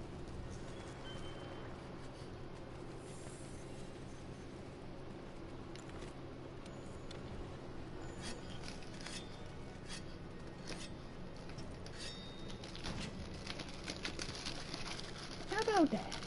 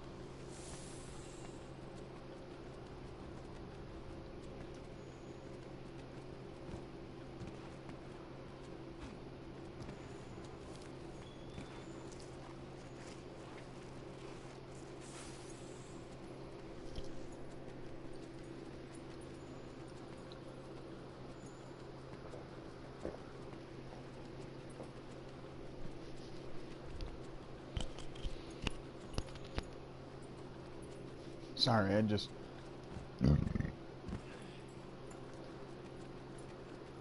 took a drink of something and... Like I had one of those things where I was taking a drink and for whatever reason your body just decides, wouldn't now be a great time to cough? And you have to like stifle a cough internally while there's a drink in your mouth.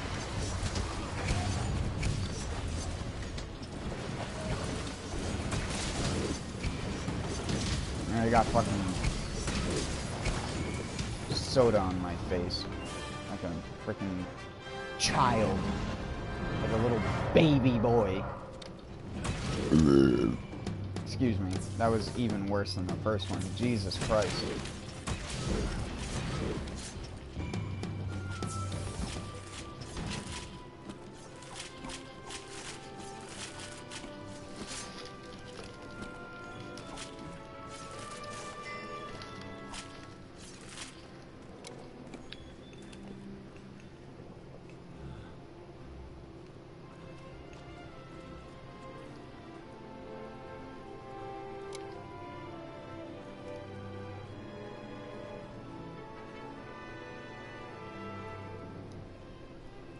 Shut up, you fucking astodons.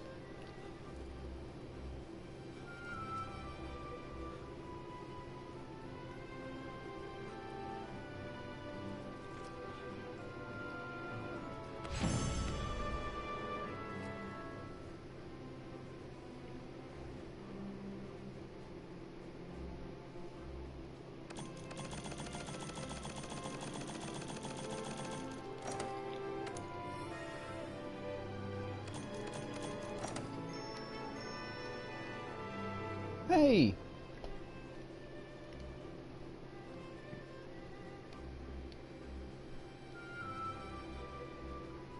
Survival expert. He's an expert in survival. He ate a maggot and picked up a couple herbs. He was like, ooh, look at this saffron. Ooh, is this a freaking, what? A coconut maggot? Woo!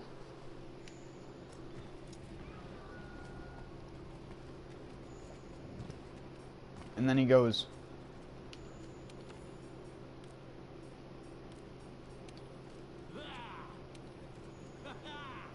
there you go. Ha ha!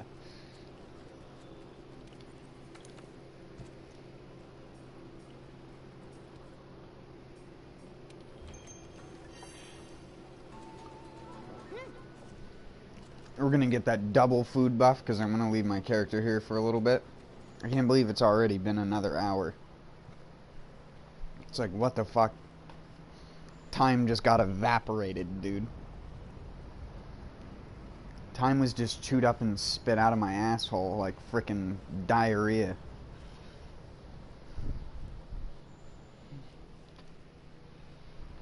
I don't know why I'm so frickin' vulgar. As of recent. I need to drink. That'll probably bring down my vulgarity.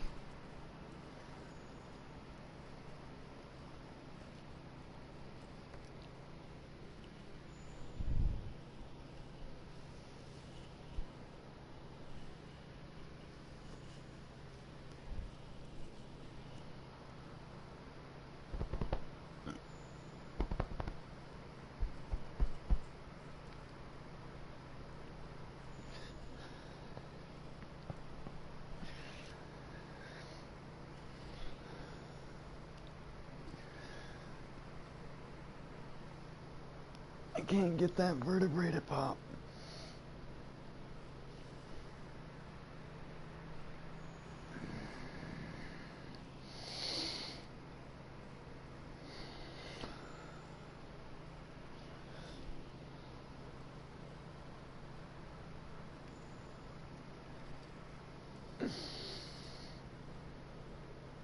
Normally all I have to do is lay over the side of the couch and then it just goes. I don't know, I might be working it out.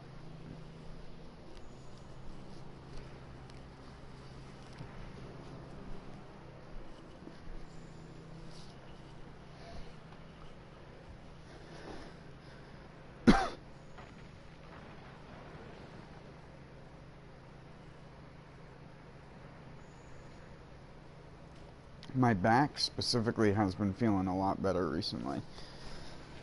But I think that's due to all the physical activity that I've been doing, which will suddenly be nothing until we get some decent snowfall and I have to go out and shovel. Or if my mother's friend actually does have me go and do her garden this year.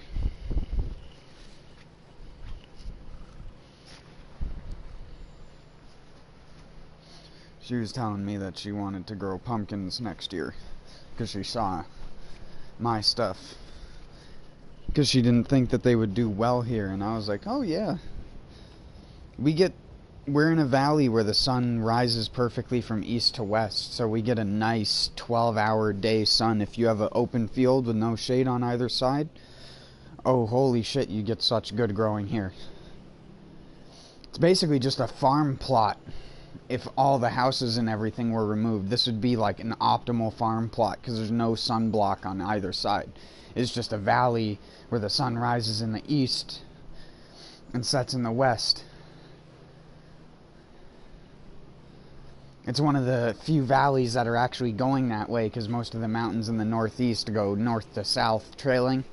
So it blocks out a lot of the sun on one side, and then you get a bunch of light on the other side.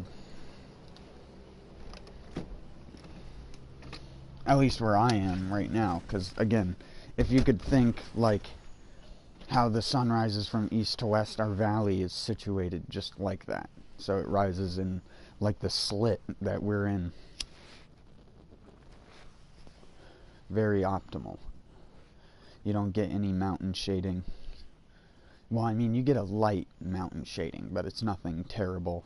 It's maybe if, like, get probably 10 to 15 minutes less sunlight. Nothing that'll make the difference in a super huge plant. Plus, it's like I tell most people, full sun isn't even good if you have a really dry season. Full sun is terrible in dry season. Oh shit. Sorry, I hit the attack button.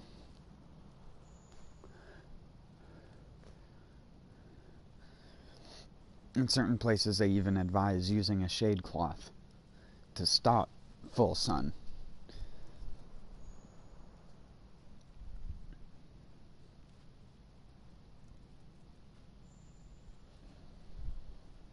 But there's always things that I have to tell people, and it's like one of the things that I was telling her is that it's like you get powdery mildew here regardless of what you do. So I was telling her, don't freak out if your plant's leaves start turning white and they look fuzzy. All you need to do is spray them down with X. And I told her, just take a couple tablespoons of hydrogen peroxide to a gallon of water and just spray them on a daily basis for a couple weeks until the mildew goes away. If it's on them when it's young, because I was telling her how if they're already big and they're getting it, it doesn't really matter that much. You're never going to have like beautiful looking pumpkin plants around here. Same thing goes for melons and shit. You just don't. It's too cold at night. The mildew just gets to them too easily.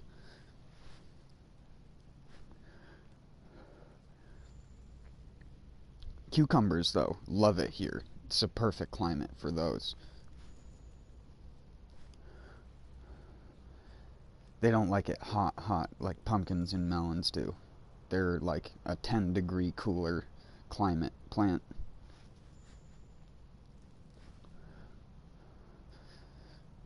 So here they grow beautifully if you can get them in early without the woodchucks and stuff eating the tops off.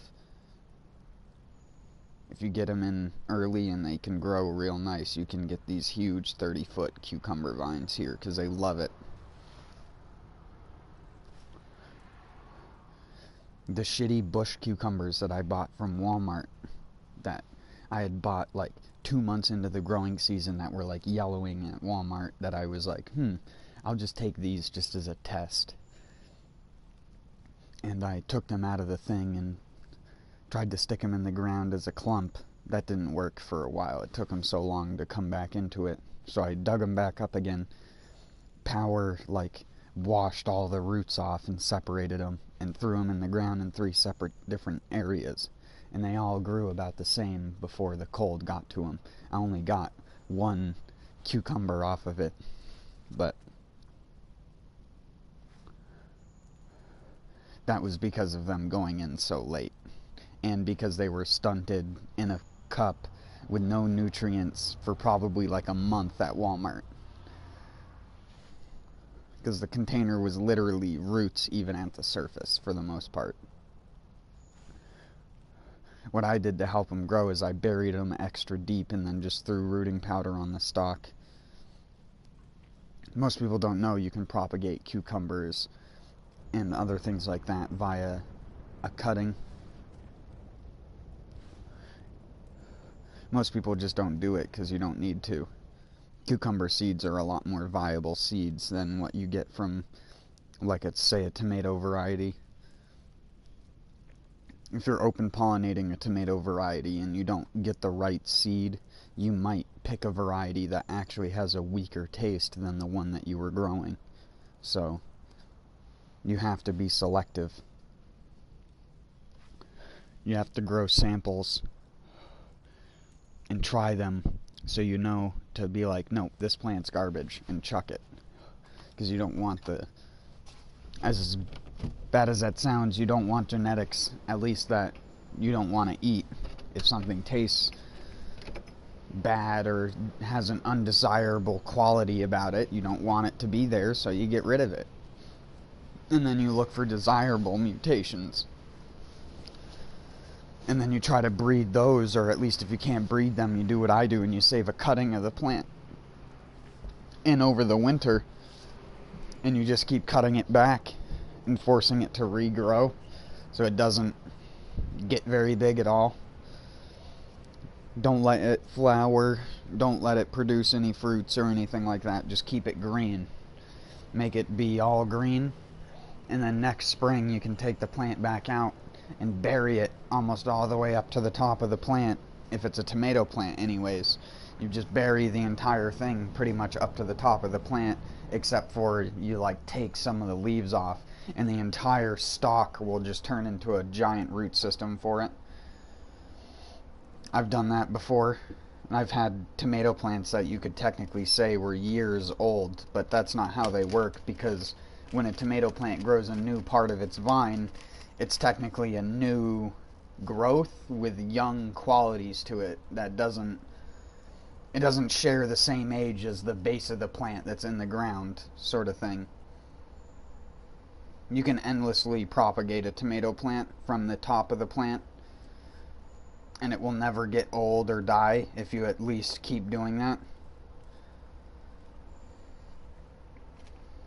If it doesn't get too blighted or anything like that, which none of my plants have significant amounts of blight, and I know how to treat it if they do.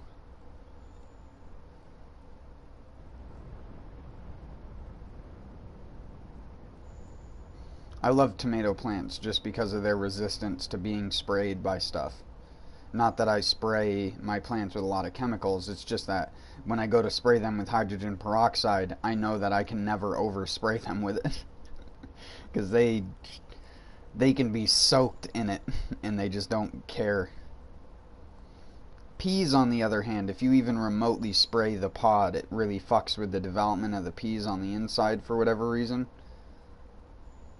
And makes the shell not go to a proper leathery state, and the peas instead stay enriched with moisture on the inside.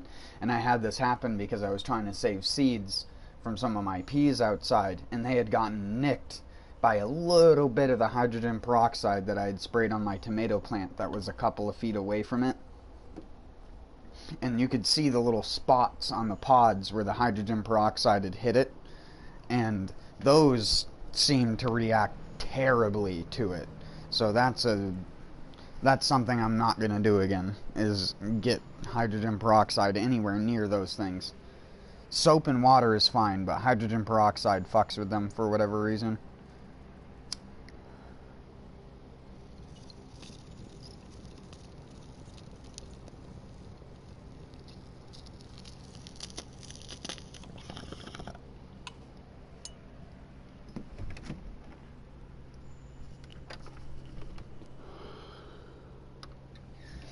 Same thing goes for cucumbers.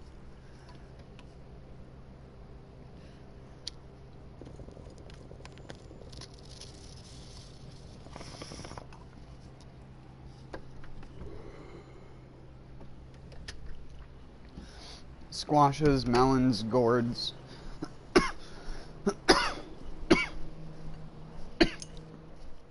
They're all pretty resistant to it.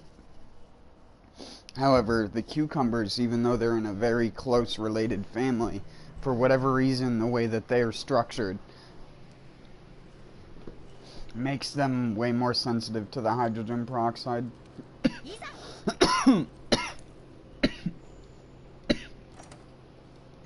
So you get, a lot of the time if you spray them, I think I had to go down to 2.5 tablespoons per gallon of water, which basically doesn't kill anything unless you consistently spray, like I was saying to her. Like I was saying, you want to be safe about spraying your plants with stuff, and that's why when you go to spray, you test spray. You never soak on your first spray. You take one leaf in your hand, sort of face it away from the rest of the plant, and just sort of soak one leaf top and bottom, and then come back to it in 48 hours or 2 days. And if the leaf hasn't yellowed, white spotted, worse than it already was or anything like that, it's safe to soak it. Because sometimes what will happen is the hydrogen peroxide will be too strong of a mixture, and it will soak through the tissues of the leaf and destroy the actual cell membranes. Because a lot of leaves, you probably wouldn't notice this, but they have sort of a waxy-esque layer around them that sort of protects them from the elements. Like the chlorophyll isn't directly exposed. There are even some kinds of plants where the layer in between the leaf and the actual cell structure has a gap, and there are a type of fly that will lay their eggs in the leaf tissue, and the maggot will eat the chlorophyll from the inside of the leaf, and it will just look like there's like a ball, or not a ball, it will look like there's like a strip of the leaf that's clear, and you'll just see like a little sort of bulge in it, and the bulge, there will be a maggot if you hold it up to the sun and stuff like that. Sorry, I was trying to eat something as well.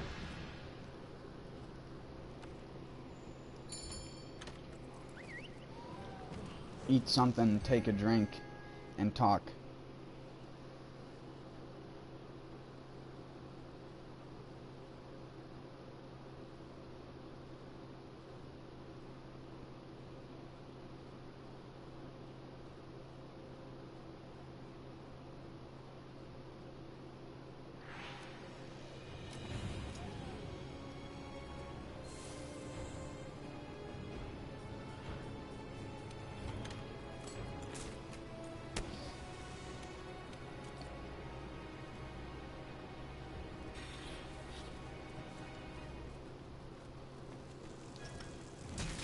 And again, you don't have to spray your plants with it. Plants can survive fine if they get blights, they get mildews. They'll survive and they'll produce. They'll just not produce as well. And it's like I always tell people who freak out about plants being damaged and stuff like that. I normally try to always advise people who do actually ask me for advice on a couple different things that they can do to improve their garden. And I always tell them it may not like help it the year that you do it, but it will make it so that your garden the next year will not have nearly as significant a problem. And I always tell them that get your compost and get your own compost pile started. And whenever I tell people that, they automatically think like kitchen scraps and stuff like that. And I try to tell people, kitchen scraps are fine, but for like every like banana peel that you add in, you need to add in like, I don't know how to say the amount, but like in real life, I'd grab like a bunch of hay in my hand and be like, you need to add like so much leaf and brown matter into the actual stuff, because you shouldn't, wow, that was sharp. You shouldn't be able to smell the rot from a compost pile. A compost pile should smell really good.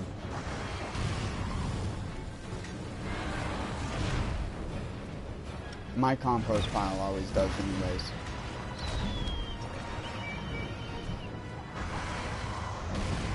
Why are my teeth so whistly?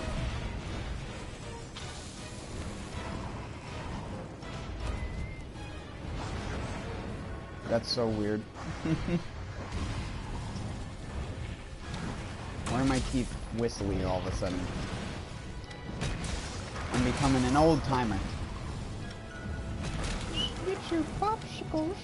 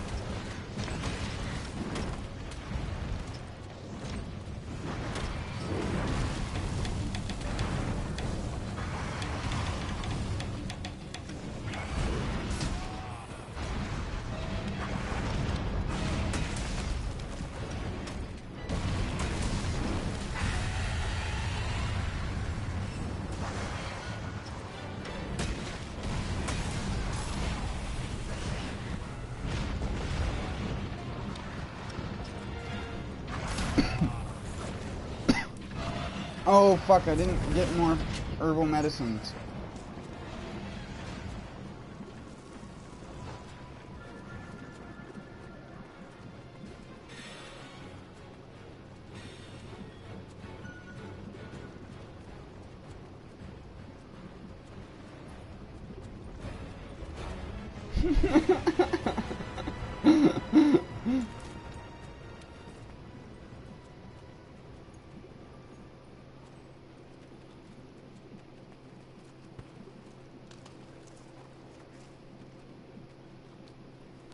Can my character die when I'm in here?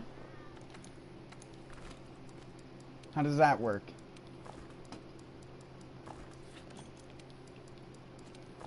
We'll see. Oh, no. I guess I get auto-cured. That's cool. Thanks, game.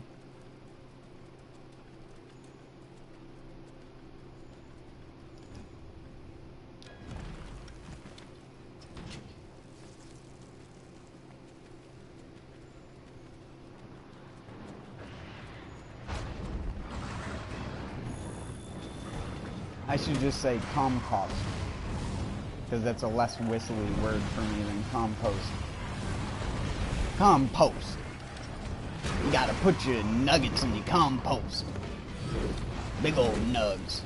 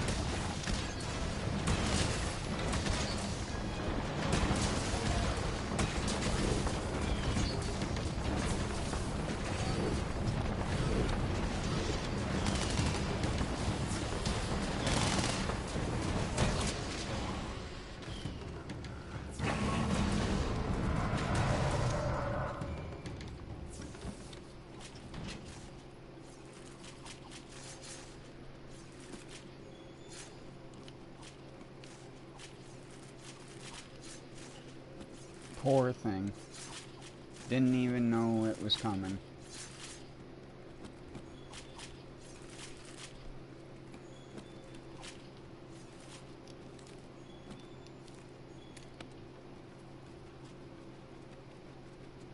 Get some slanger bombs. Slanging.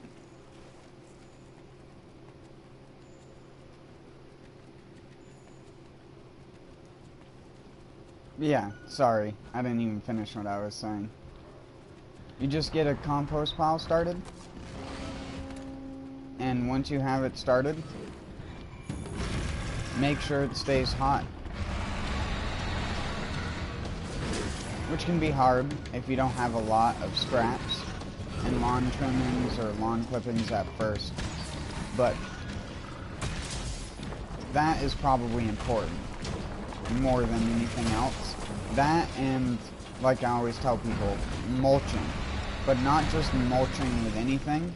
I always tell people, try to avoid the red wood chips. Because those are actually sort of made to not break down that fast. Whereas you want to mulch with something that's going to break down pretty much within the year that you're putting it down. Which is what I like to do. Like I said, I like to use, like, scrunched up leaf litter and a bunch of other stuff. The plant leaves, if plant leaves fall off or they yellow off when the plant gets so big and shaded, I just let it fall to the ground and just mulch.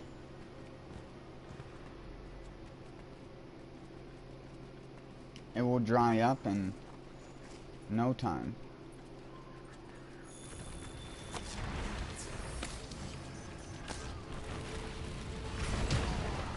Oh, fuck.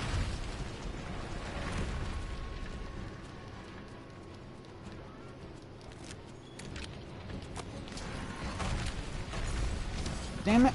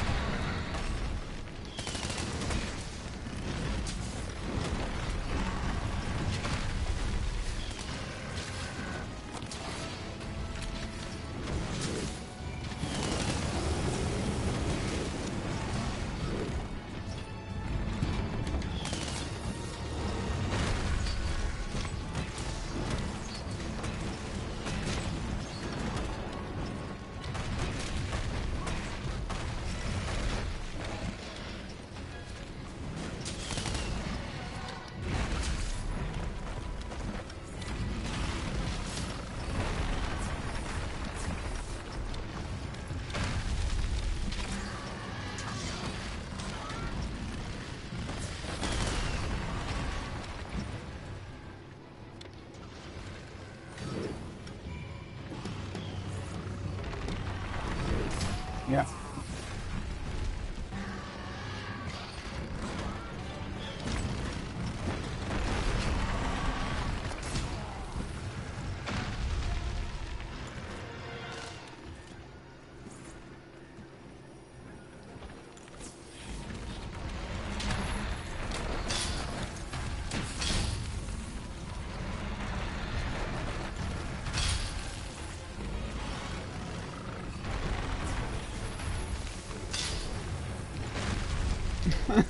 I just keep taking damage.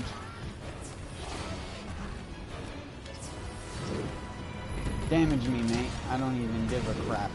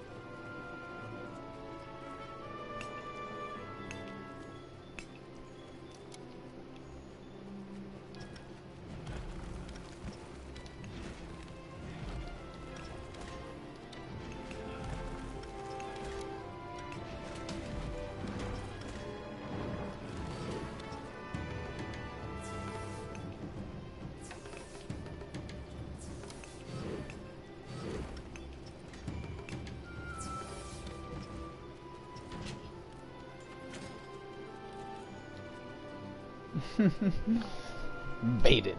No. I actually did return to the camp.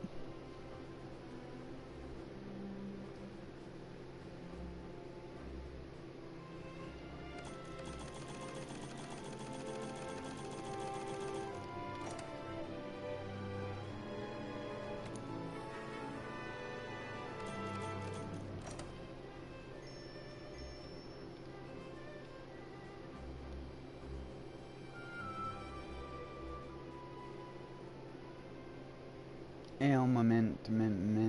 Master, Master.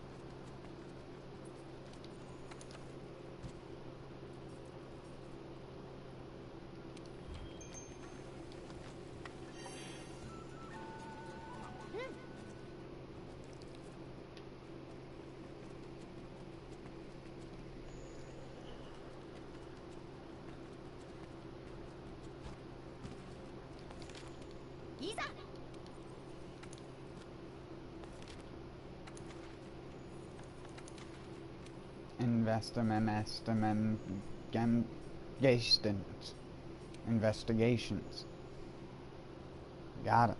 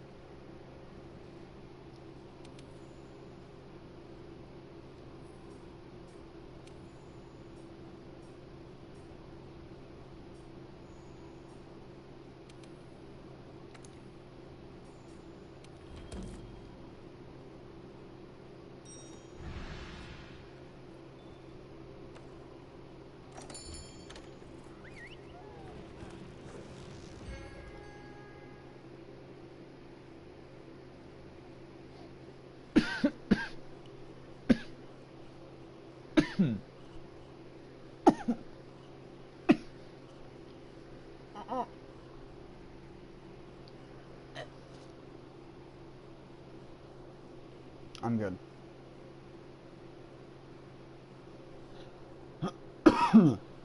No.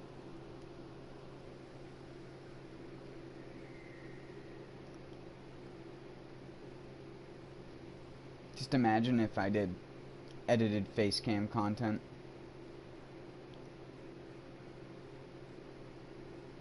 I would be the next nothing on YouTube, because everyone does it now. What are you thinking? You're a fool.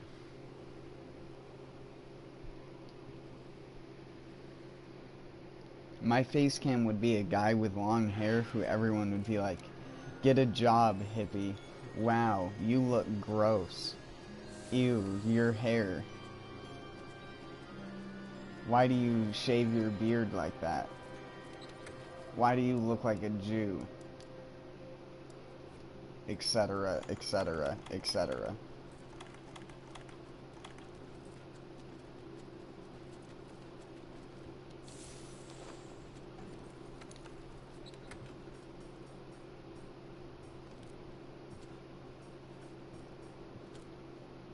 Why are your teeth all fucked up? Why do you look like you belong in a fucking 80s band?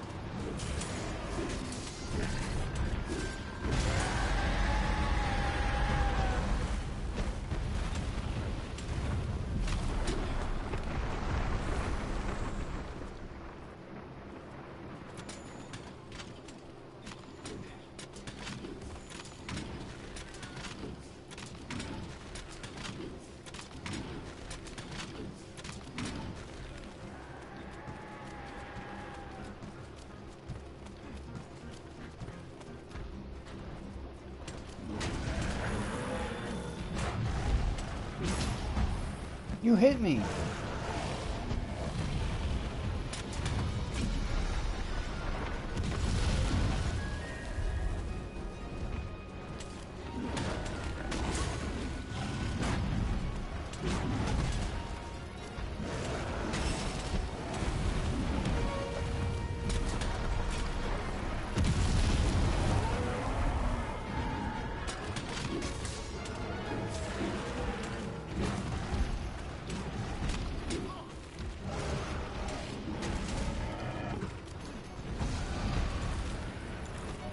Oops.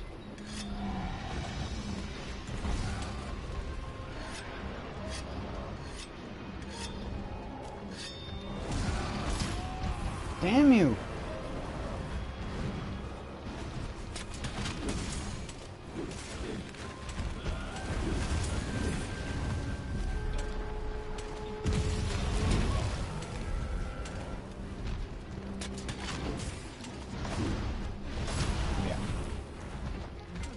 You really, really need a evade extender with a switch axe.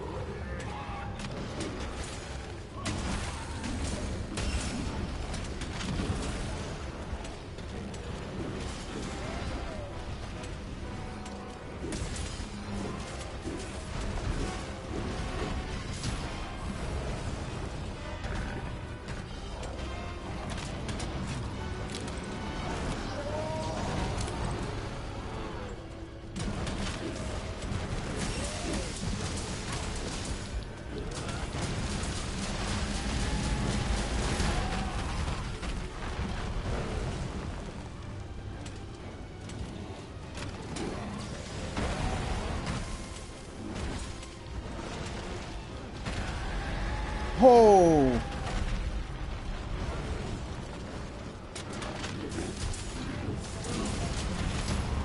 There was a bomb there?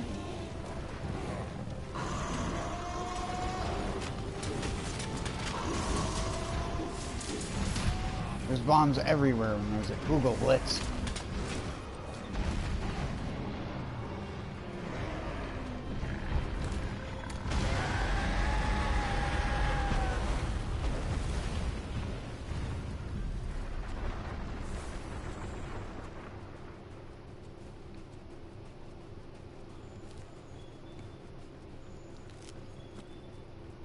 That's the real bagel name. Kugel.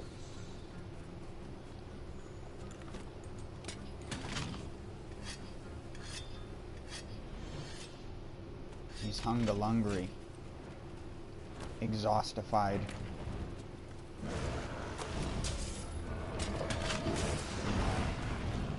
Tenderoni, tenderoni, give me the formuloni.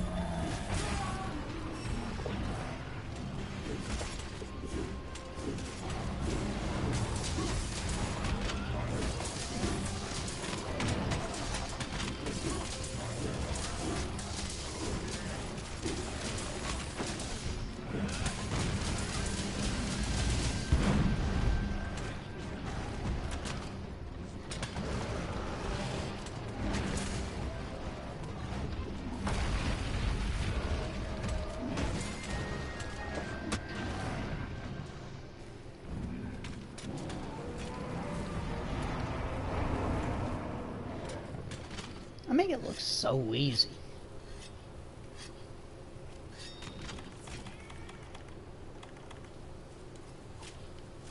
Was that no health potions?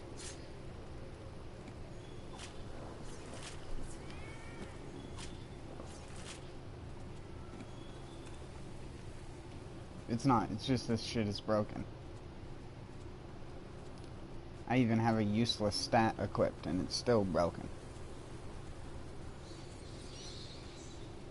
2 useless stats actually, Effluvia resistance and dragon attack. Still good.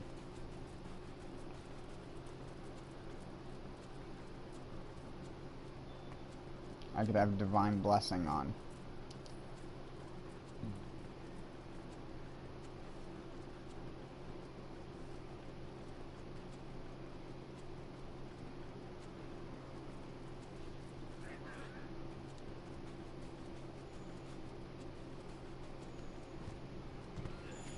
It's a schnitzel.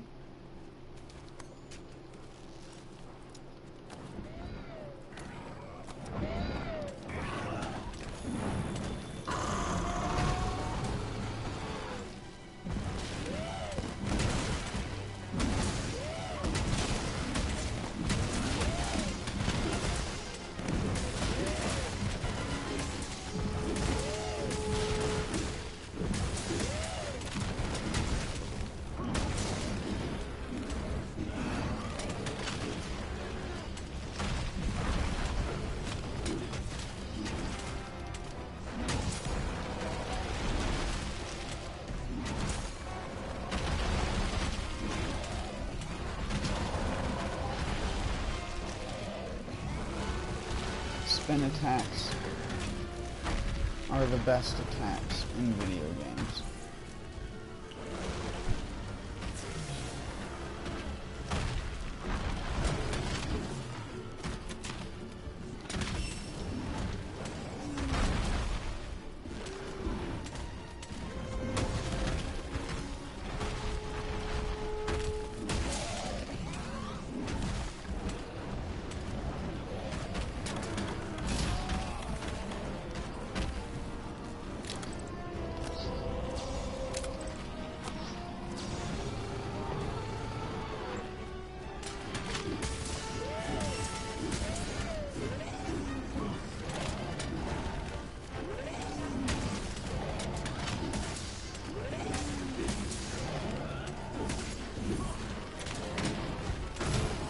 Damn it, I even tried to, like, roll backwards in time.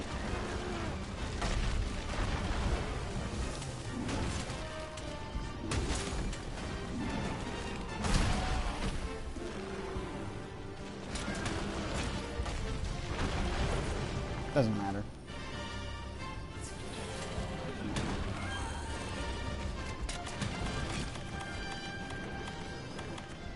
Wait, I don't have...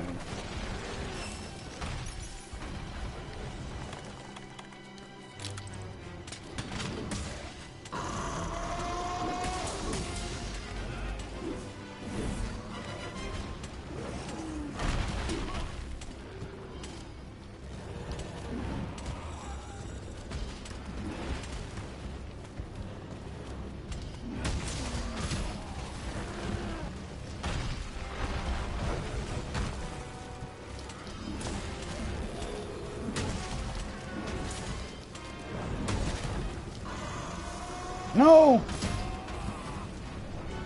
No! Bagel!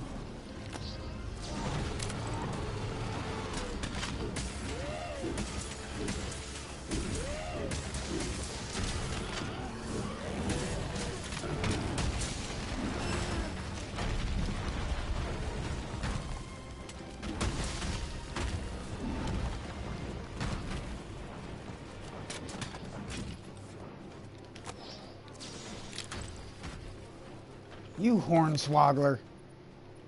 I don't like being hornswoggled.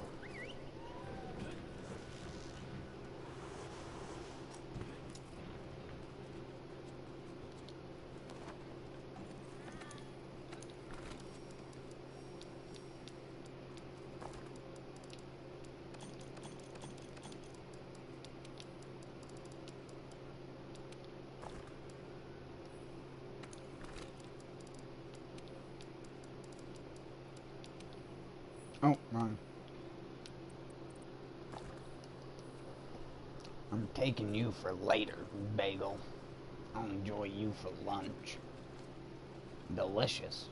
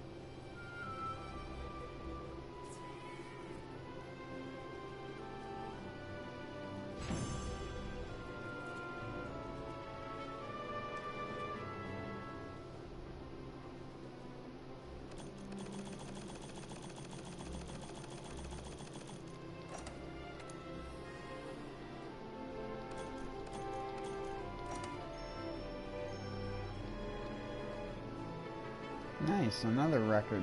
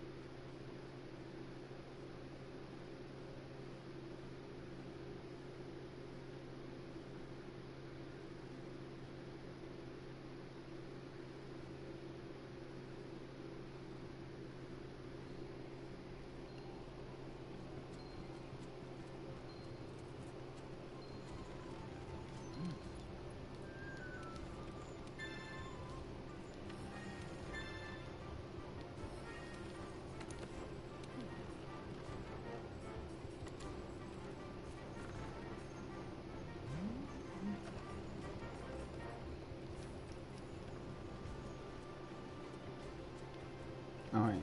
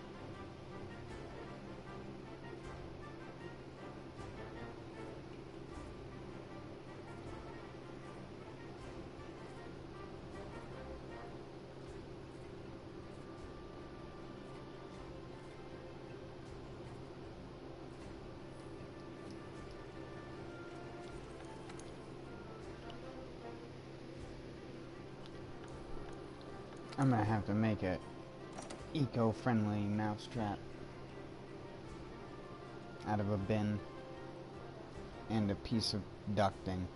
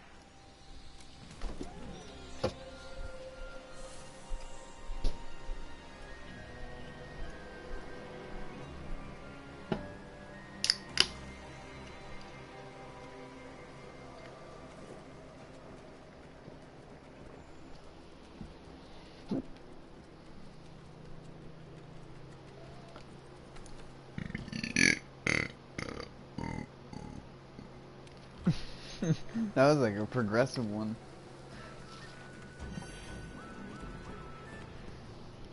You can hear the CO2 bubbling away. Yeah.